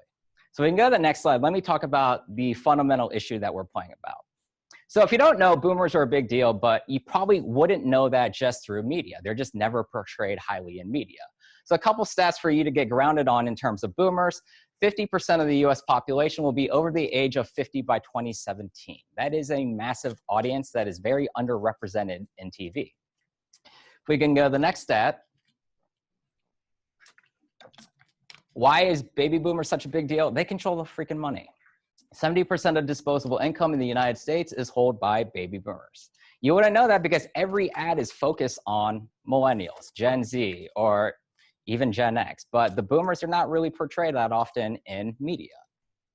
So this is a huge opportunity for us. There's a lot of them and they control a lot of the money. They're a prime audience for us. If we can go to the next slide. The other thing too is this is probably the downfall of marketing though. So you have a segment that's so big and so wealthy, yet they're only targeted by 5 to 10% of marketing. Why is that? Let's dig into that. Why is baby boomers only targeted by 5 to 10% of marketing when they represent so much of the wealth and the population that's out there? We can go to the next slide. The other thing to set this as context, only 10% of boomers feel that brands successfully speak to them. So not only are they neglected and not spoken to, but they also feel like whoever is speaking to them does so very poorly. So that's the context of this entire problem, is we're after baby boomers. Humana hasn't done a great job of maybe speaking to them in a way that boomers identify with, and they're a big deal, and we need to figure out who these people are. So if we go back to the question of why don't people target them well, I think it's because of this, if we go to the next stage. The median age in advertising is 38. Percentage of those in advertising under the age of 54 is 85. So everyone who works in advertising just can't relate to this target. They probably think of them as old people, their grandparents. And for them to relate and write successful creative advertising to this audience, you're gonna have some limitations, and that's exactly what we found in the overall category. So that's the context for this entire project, is our target is boomers.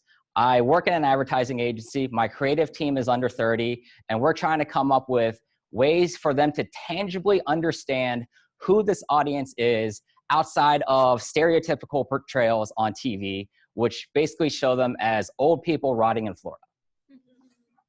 So that's the context, and let me show you what the solution was. All right, so the reason data is so important here is because imagine a 30-year-old creative copywriter writing ads for someone who's 65, living in California, thinking about Medicare Advantage. There is no way to resonate or relate to this type of person to us, and they're probably just gonna go off a hunch. And so that's why data is so important. And there really isn't that much research out there when it comes about boomers. You can read stories here and there, but there was nothing to crystallize the problem, which was how do we get a 30-year-old creative copywriter to relate and understand who a boomer is in an interesting way that they can actually identify with. So that's the challenge that we were trying to solve. So the solution is very unorthodox, and I get back to that whole text thing. I finally found a way to say, hey, wow, this would be a great use of text data. So Match.com is actually, boomers are the fastest growing segment on Match.com. So coming back to linking the dots, I'm there reading the newspaper, I'm on my phone, the New York Times on the bus, and then there all of a sudden I was like, huh, that's interesting. And then I thought about more. This goes back to connecting the dots and the importance of understanding culture. So boomers are the biggest audience on Match.com. Maybe I can actually learn something from them. And so what I actually ultimately did was I, as a married guy, created a Match.com profile. I set myself up as a 60-year-old male, and my whole identity, the whole identity I created was, hey, I'm just checking this out. You know, I'm new to this whole environment. But my whole purpose of creating a profile is I wanted to go on there and actually scrape thousands of profiles on Match.com among boomers to actually understand who these people are. If we go back to the Nike presentation that we just heard, actions speak louder than words. Everything you write about yourself, even though this is aspirational, profiles are aspirational, we get that, but marketing should also be aspirational too, and that's why we thought this was such a brilliant technique. Your actions and what you write about, that's real behavior. You know, that's not survey data, hey, I might be doing this, I might be doing that. What you write about yourself, that is as real of behavior as it gets. You are trying to market yourself out to the world and say, hey, I'm single and I'm free, I love to meet new people. So this is our data source, Match.com, and it goes back to that whole notion of text is such a rich opportunity. We just had to find creative ways to mine it and find uses for it. So that was the background. I created a profile. We scraped thousands and thousands of profiles just to understand how are people talking about each other. We can go to the next slide. So again, this stat again, Boomer's been the fastest growing segment on Match.com. There's just a lot of them out there. And what was really funny about this was, one, my wife was like, dude, why'd you set up a Match.com profile? And two, I would actually get messages. So like, it was really weird when, in order to scrape these profiles, you would have to like, they would show you as seeing their profile. So it was really weird that I got messages from both men and women all across the country. It was actually really weird. And I felt somewhat bad doing this exercise, but that is the data source that we ultimately used. So how do we leverage this information? If we can go to the next slide. So thousands of profiles. It's unstructured data, and that's what's really cool. I didn't know what I was going to find. I had no hypothesis. All I was trying to do was, hey, I've read some reports on boomers. How do I actually do this in a way that may crystallize with me and also our creative team? So again, if you go back to what FCB does, we have a data tech team. I asked my data tech partner, I was like, hey, Theo, can you write a script that can just scrape all these profiles so I don't have to do this manually? He hacked the system and created some code to get me 10,000 profiles. And ultimately, using our social linguistic engine, Crimson Hexagon, we're able to throw all this text into a basically a social media engine to understand what are the themes that people are talking about. How do people describe themselves? What are the commonalities in the language that they're using? So that was the methodology. If we go to the next slide. So the idea behind this is a fancy word cloud, and we did that word cloud exercise. And I didn't really know how to approach this assignment because there was nothing that came up that made sense to me. But one of the things that I did see is, one, my client is Humana, they're in health. And I kept on seeing the word health. I was like, okay, so there's something here. And it goes back to connecting the dots. What if I index words and phrases to the word healthy? So that's why you see a 1.0 on the word health. We're indexing to health. And what I wanted to see was what shows up, what doesn't show up. And that's exactly how this exercise ran. I just wanted to see what are some interesting things that I can observe that over-index to a commonly themed word I found, which was health. And what was really cool was, here I am, I'm in my mid-30s, and I see like things like travel. I'm like, okay, that's interesting. Adventure, passions, dinner and drinks. Based on this word profiling analysis, you would think this is someone who's like 25. Hey, dinner and drinks, I love to do that. Learning new things, adventure, these are things that actually surprised us. Would you ever picture a 65-year-old saying, hey, I'm all about learning new things? No, you envision them probably sitting in Florida watching TV. It gave us a huge twist to commonly perceived perceptions around boomers. I mean, it's really hard, I would say, for us to project a audience besides what's stereotyped in day-to-day media. But this analysis really showed us that, hey, we got to think about these people as multidimensional, that they're very active, that they have these passions, that they're not just these people you would stereotypically associate retiring in those communities. What was interesting and showed me that this data was correct was the things that didn't show up on the bottom. So what under-indexed to health were things like working out in the gym. Well, yeah, a person who's a boomer probably isn't pumping iron every day. And new music. This to me confirmed one of my beliefs is that like at some age, people have that level where they just aren't into new things anymore and they go with what they're traditionally listening to, and new music for that to not show up confirmed my belief that this data could be directionally correct. Well, what's really cool about this data is it helped validate a lot of this other data that we were reading about, but we didn't really know what to make sense of. And so if we go to the next slide, here's some various random data points we discovered along this journey that were like, hey, in isolation, it's interesting, but we didn't know what to do with it. So what's the most interesting point here? Yes.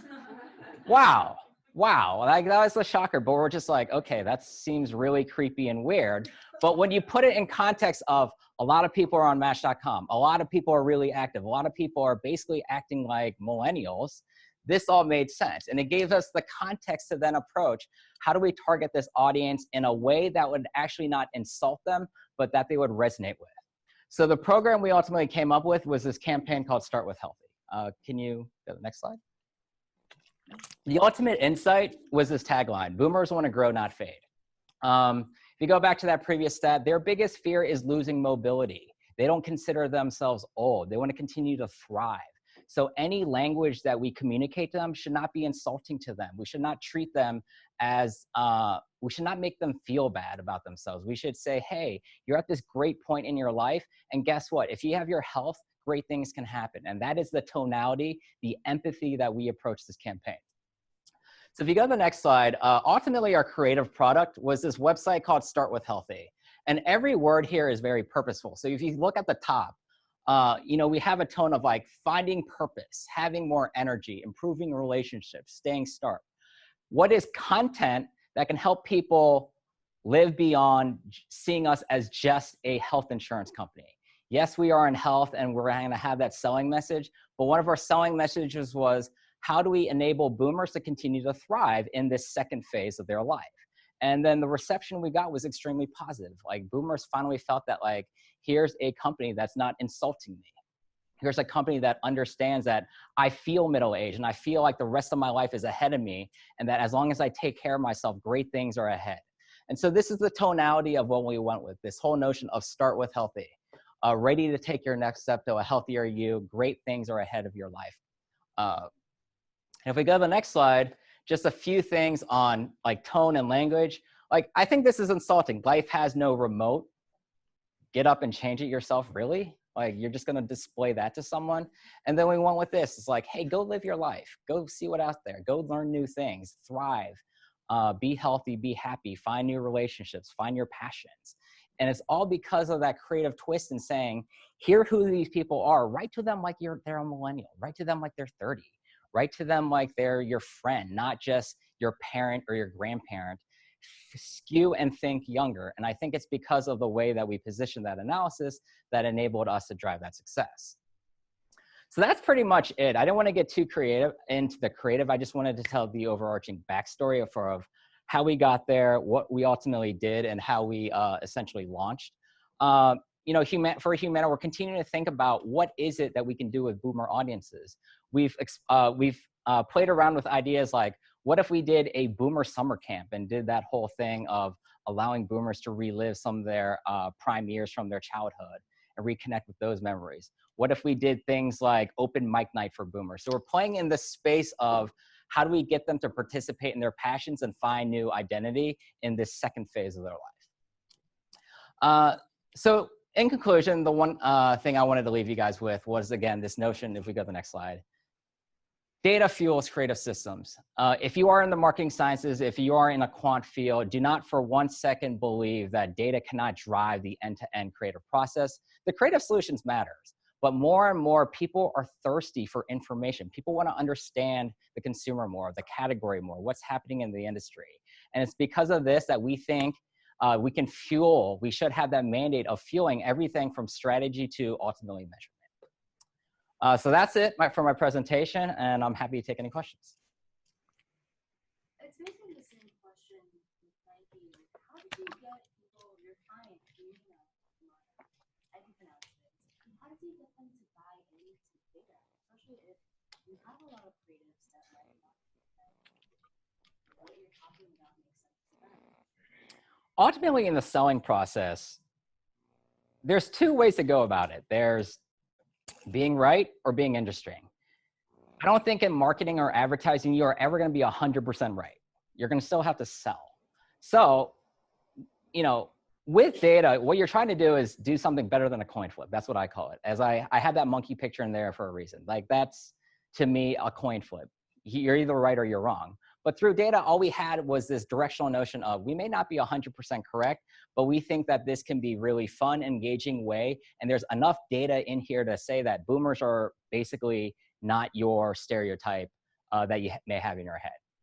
And just the fact that how we got there was super interesting. It's hard to not get excited about this type of project. You're like, wow, I never thought about that. Wow, so many people are on Match.com, and we learned a lot about just scraping what they're writing about themselves. And it does go back to, the biggest point that we sold in was, yes, this is aspirational, but marketing is aspirational. And so we should approach this audience in a very respectful way that aligns with who they think they actually are.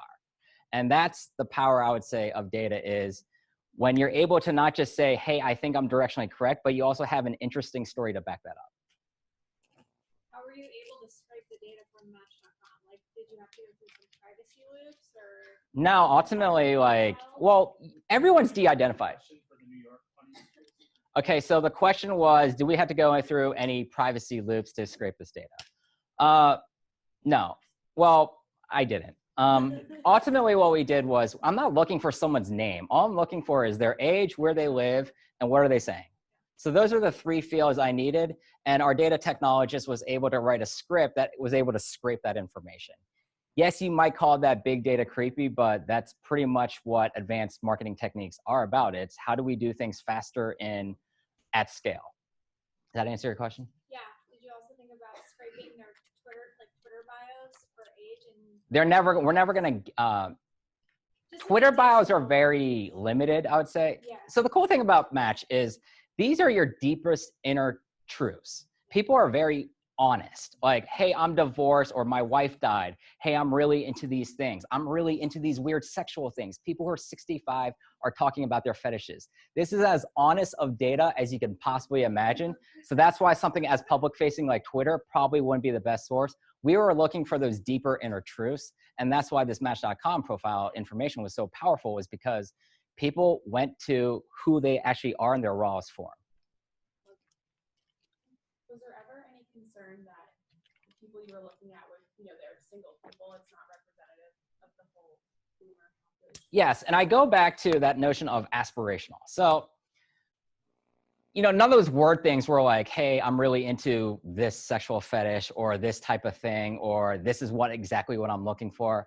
It was all about like, hey, at the core of who I am at this age, what are the themes that we consistently saw? And it was a life of adventure, a life of not settling, a life of there's more to growing old than just sitting on the couch. And that was the ultimate theme that we found. And I think that is an aspirational message that could apply across all demographics at that age, whether you're single or married or whatever life stage you're in. It's just that whole notion of aspirationally at the age of 60, 65, when we are most primed for that audience, what is something that won't insult them and what is something that they will gravitate towards? And again, like most people aren't this, like it is all a facade. It could be just like, this is my public show, but it at least shows who they aspirationally are. And that's what marketing really is how do we convey maybe not your best self, but like your aspirational self. Just a reminder, repeat the question too for New York after. Any other questions, Chicago?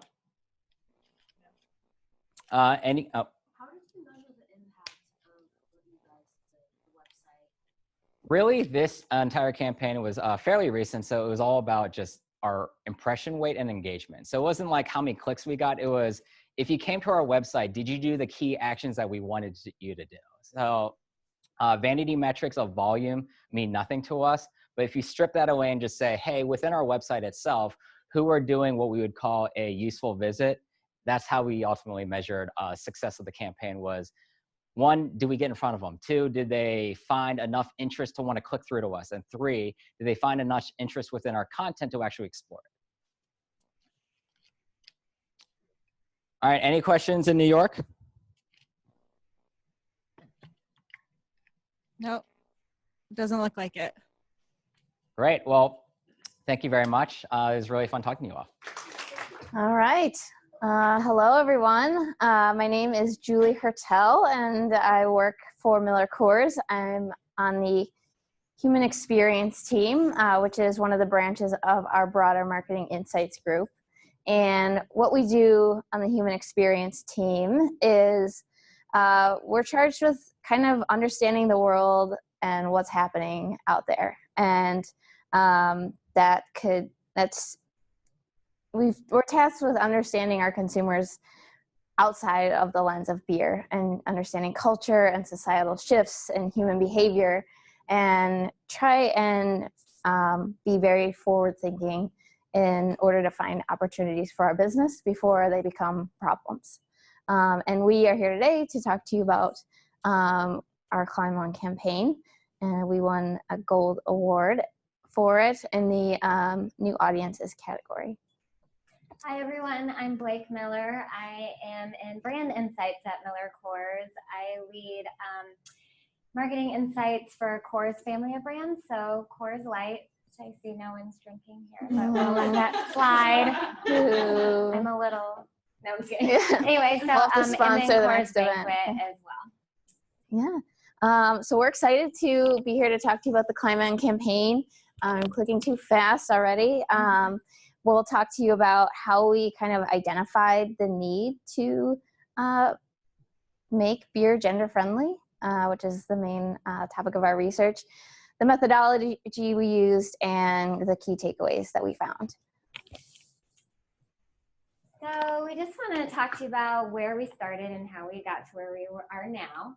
So in early 2012, we were fortunate enough to have 5 years of significant growth. 5 years of significant growth. 7. And that allowed us to become the #2 beer in America. But by mid-2013, we started seeing declines in drinker penetration as well as sales volume. So we looked at a lot of our brand health data, different types of research that we had, and we identified 3 key themes that we felt were leading to the declines. So the first was in a category where design and detail is very important. We actually had what we saw as like a dated and undifferentiated brand, and we can talk a little bit more about that later. But one thing we also saw was that we were really focusing on the functional benefits of the brand, and we weren't resonating emotionally with consumers. So we've learned through all the years of brand health, in order to differentiate yourself from other brands, you have to be able to resonate emotionally with consumers. So that was another issue. The other thing was that we were too narrowly focused. Around this time, we were really focused on males 21 to 27. So we were ignoring women. We were actually not communicating with our multicultural consumers. And so just focusing on this one target, we had like a whole world out there of people that we needed to talk to that we were ignoring.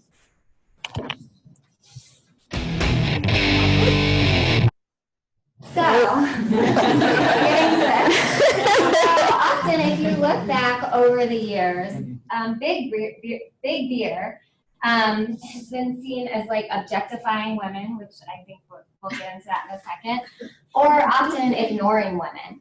And we were really guilty of that. This is a Coors Light ad that actually was, it's not like in the 80s, it's not in the 90s. This was like in the early 2000s. So we'll show you guys this, and then you'll see how we've evolved to where we are now. I love playing two-hand touch, eating way too much, watching my team win with the Twins. Love quarterbacks eating dirt, pom-poms and short skirts, fans who won't quit, and those Twins. And I love them too. Here's the football. So this was actually yes, that we aired. So you can see, like, we were really catering to what we felt our male 21 to 27 consumers were really looking for. So Julie will now talk to you about the process we went through to kind of turn things around. Yeah, so I don't know if it's fortunately or unfortunately, but we were not the only beer company that was doing this type of advertising. So all of the big brands were talking to the same audience in the same way about the same things. And we realized that if we wanted to make a major shift in the results we were seeing, we needed to make a major shift in marketing. And for larger, more mature brands like Coors Light, it's often easy to assume that they're at saturation. They're never going to get new consumers. But that just meant that we needed to uncover new avenues for growth. So what we did is we did a large scale brand segmentation, because we have a lot of brands, a big portfolio. And that was really to uncover where our brands were currently winning and where they had the right to win in the future. And the opportunity became pretty obvious as we started digging into the data. So this is a little wonky in the little TV conversion, but what we found that women account for 25% of the beer consumption in the United States. So 1 in every 4 beers purchased in America is consumed by a woman. And if you add or blow that out, that's 17 billion servings of beer a year, which is about the same amount as all millennials drink, and far greater than the amount of what Hispanic consumers drink. And if you think about the number of brands and marketing efforts that are targeted at millennials and Hispanics, it didn't make much sense why we can't talk to women. And even though 17 billion sounds like a lot, it's actually a big decrease of where we were a decade ago. So, you know, you've seen our history of beer marketing. I mean, beer, and like particularly light beer, we've told women for a long time that beer is just not for them. It's for grown-up frat guys. And by continuing this perception or not debunking that theory, women just didn't leave the beer category. We forced them out. We asked them to leave. And we thought that, well, it's not too late. We can invite them back if we can find an engaging way to market to them. So what we had to do was find out what it meant to have engaging marketing. So we partnered with Red Scout, who is a brand strategy agency in New York, and we set out to reimagine the role that women could play in the beer industry. We wanted to get rid of that old-fashioned sexist advertising. We wanted to get people to rethink about how beer consumers are perceived and how to market to them. And we wanted to create a beer culture that was as open to women as it is to men. So we took a qualitative ethnographic approach to our research, and we wanted to really understand women at a very deep human level. We wanted to understand what motivated them, what they aspire to, what excites them, not just focusing on beer, but in life in general. So we connected with women of multiple ages and incomes and ethnicities and industries and sexual orientations. And we did a lot of live online interviews with them, had them do a lot of consumer journaling. We actually went to their hometowns and spent time with them, went out for a night or two, and really got to know them on an intimate level. We did that for about a year, and we learned a lot about women. But there was one really revealing insight that really popped for us. And that was, the more that we talked to women, the things they were saying were the same things that we hear every time that we talk to men during research, or talk to millennials during research, or talk to just any other critical cohort during research. It's that they all want the same things from marketing, from brands. They want brands that have a purpose. They want a brand to have a distinct point of view. They want them to show clear values. They want them to act human, and they want to inspire. They want them to inspire them on a deeper level. So, what does that mean for Coors Light? It means that we can still talk to men, which is exciting. We just now have a new way to talk to them. And we have a new audience, women, that we can learn how to talk to as well. So what you'll see in the Climb On campaign is that we elevated, so Coors Light has historically been about cold as the Rockies, refreshing. We turned that concept of a mountain into an emotional space. And we elevated Coors Light's purpose to focusing on positive, challenging experience and celebrating those who strive for higher peaks and being that refreshing reward at the end once you reach that summit.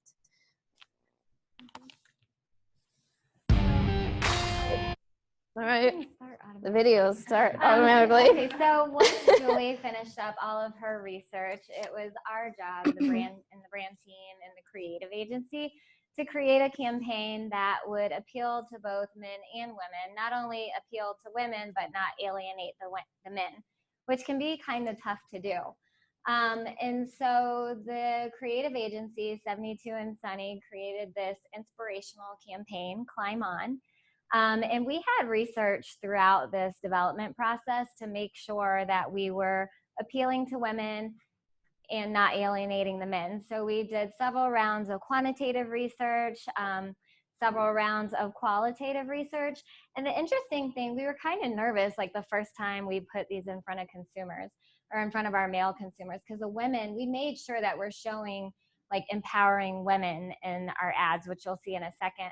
But the one thing that we were so excited about was when we had the male focused groups, the men were like, oh, that was so cool to see like that badass woman and things like that. They were so excited to see that we're like showing women in an empowering way.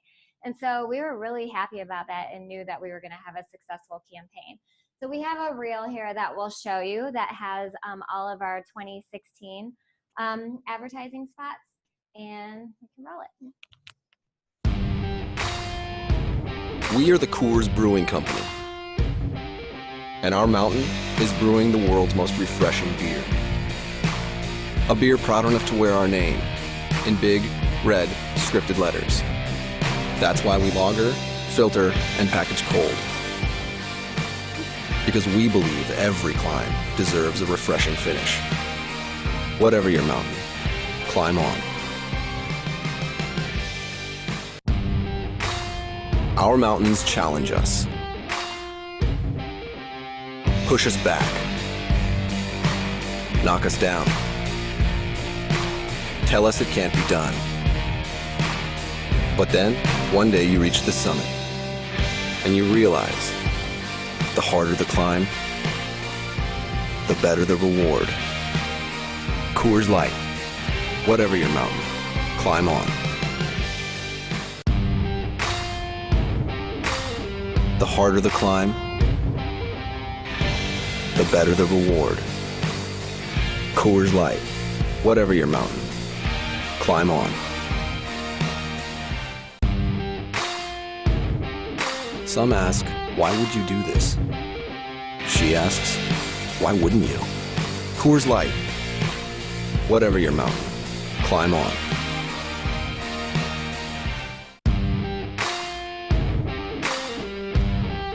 Levanta tus brazos al ganar. Levanta tu cerveza al celebrar. Coors Light, cualquiera que sea tu montaña, sigue subiendo.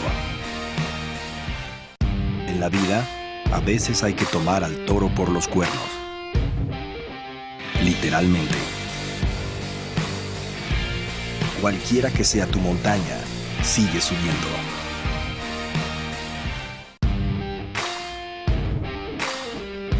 When you run your own restaurant, every night is opening night. Coors Light, whatever your mountain, climb on. En la cancha, se necesitan 4 hombres para crear. Short You on guys time, get the so point. You get it. You get it. We've really tried hard to make sure that we had a nice balance of men and women, and you can kind of see how that came through with all of our 2016 spots that we had. And so what was the impact on the brand? So first, this was one of the most successful campaigns we've had in years. So we actually had an increase in branded ad awareness. When we looked at the brand health tracker, we showed increases in refreshing, take to a party, and quality. And those we have identified as the key drivers of desire for American light lagers. And then the best news is it returned our brand back to growth. So the takeaways are that our segmentation work and our ethnography work really allowed Coors Light to think and act differently about returning to growth and getting a new audience. And you got a glimpse into the history of beer marketing. And there's a lot wrong with that and the reasons why it didn't work. But Coors Light was really brave and took a stand to be part of the solution and show that taking a strategic approach to going against the norm can be the right decision for a brand, for a business, and even to help hopefully evolve the marketing of the category overall. So, beer may continue to be masculine, but hopefully Coors Light is showing that it's a drink for anyone who takes on challenges head on and thinks they deserve a reward for doing so, no matter the gender. So that's it. questions? Any Yeah. questions?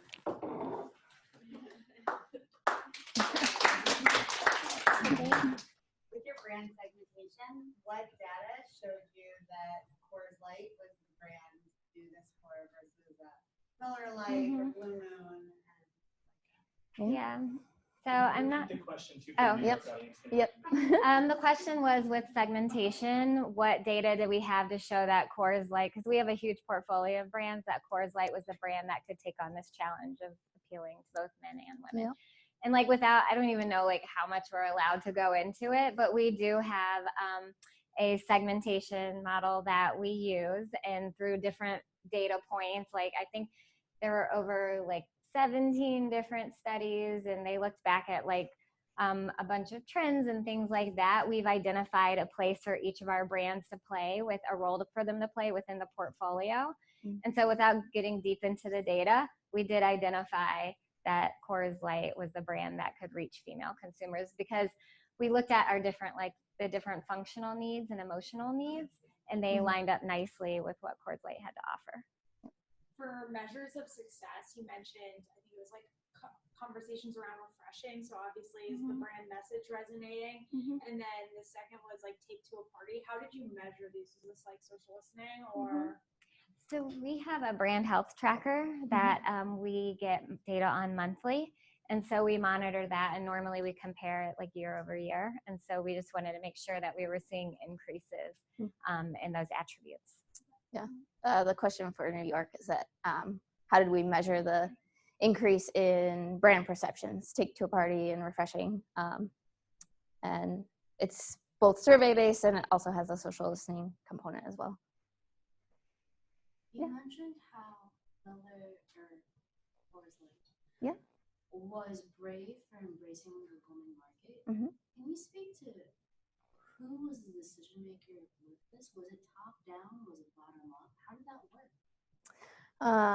So the question was, who was the decision maker in deciding to focus on women, top down, bottom up? So it was bottom up. So the director of insights, her name is Britt Doherty. Google her; she's amazing. She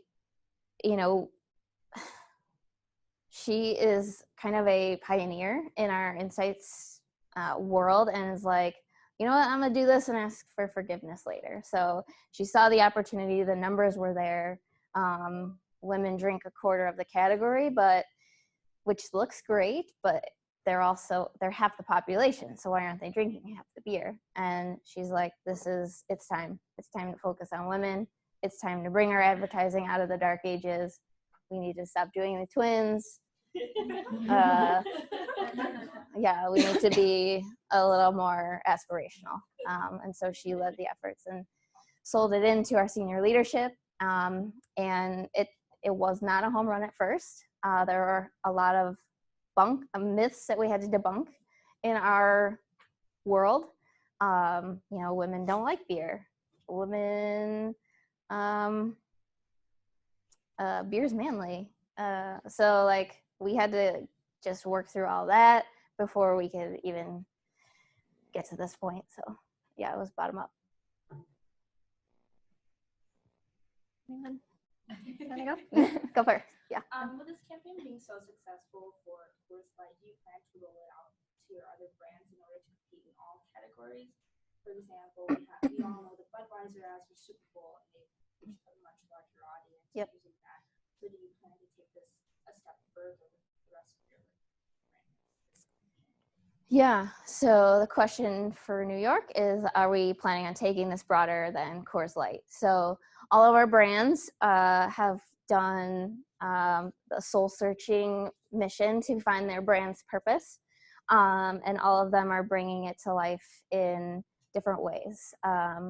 So if you look at Miller Lite, they look very different now than they did in 2013. So the whole bringing back the white can redesign, that was part of like the first steps of their purpose work, realizing that they were, they're about being true to yourself and holding true over time.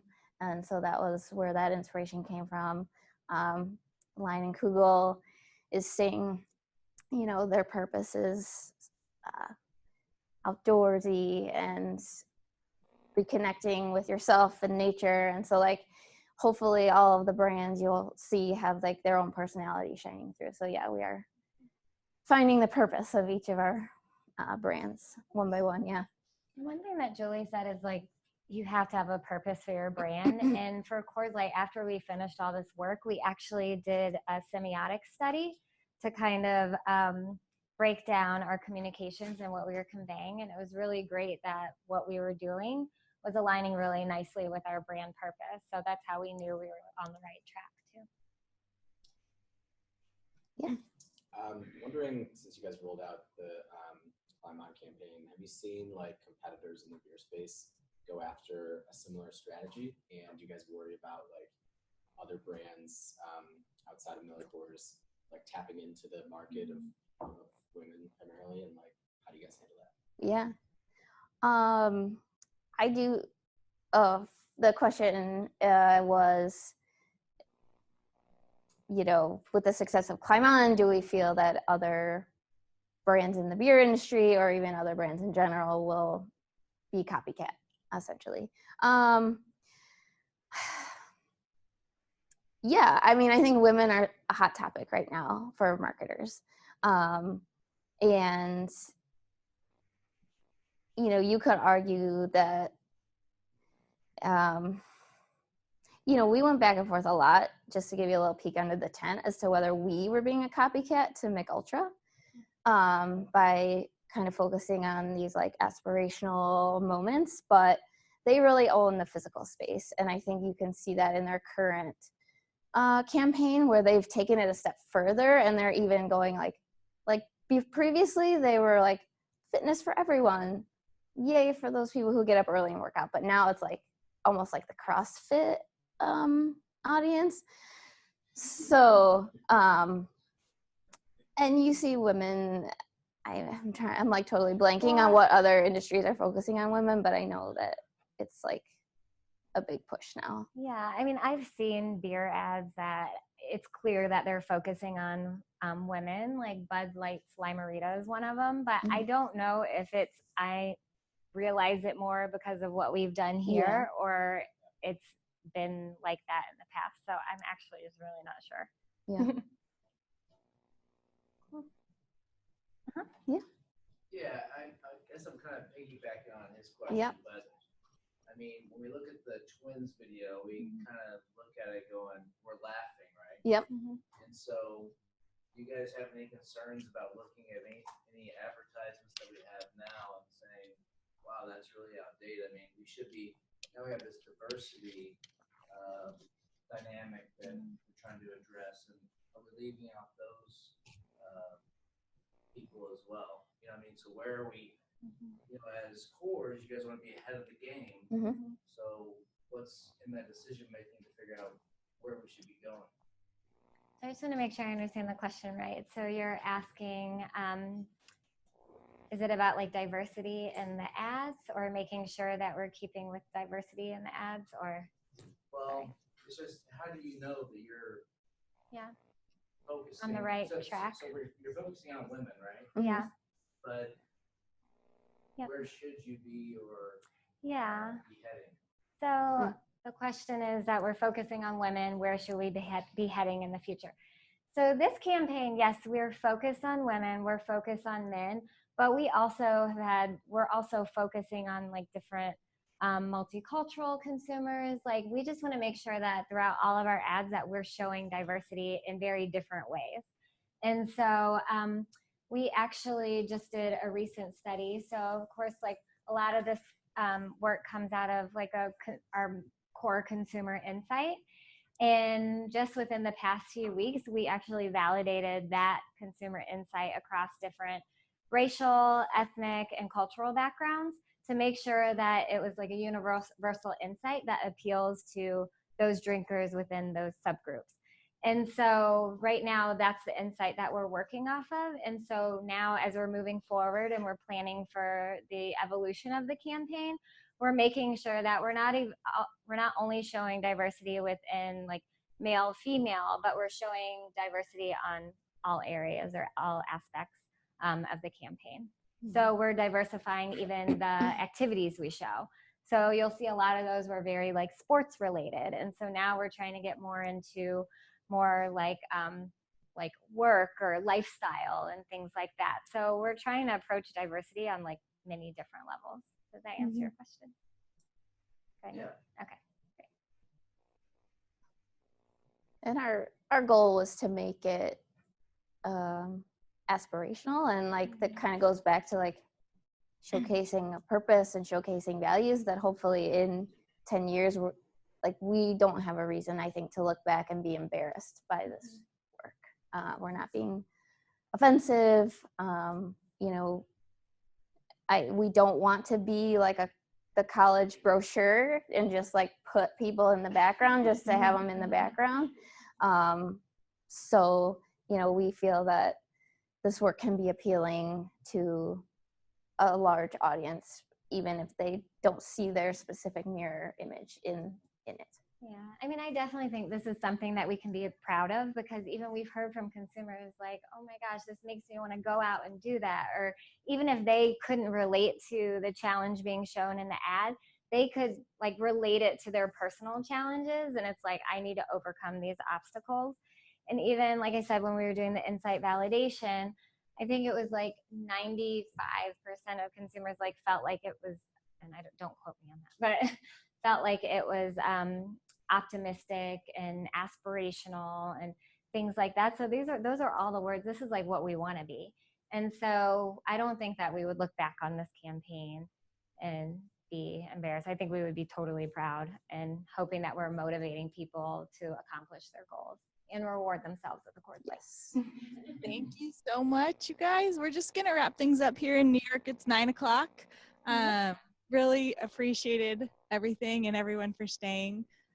So I know you guys can feel free to carry on, and I think you've got some treats there, but we're going to say goodbye and thank you. So good night. Thank you. Good night.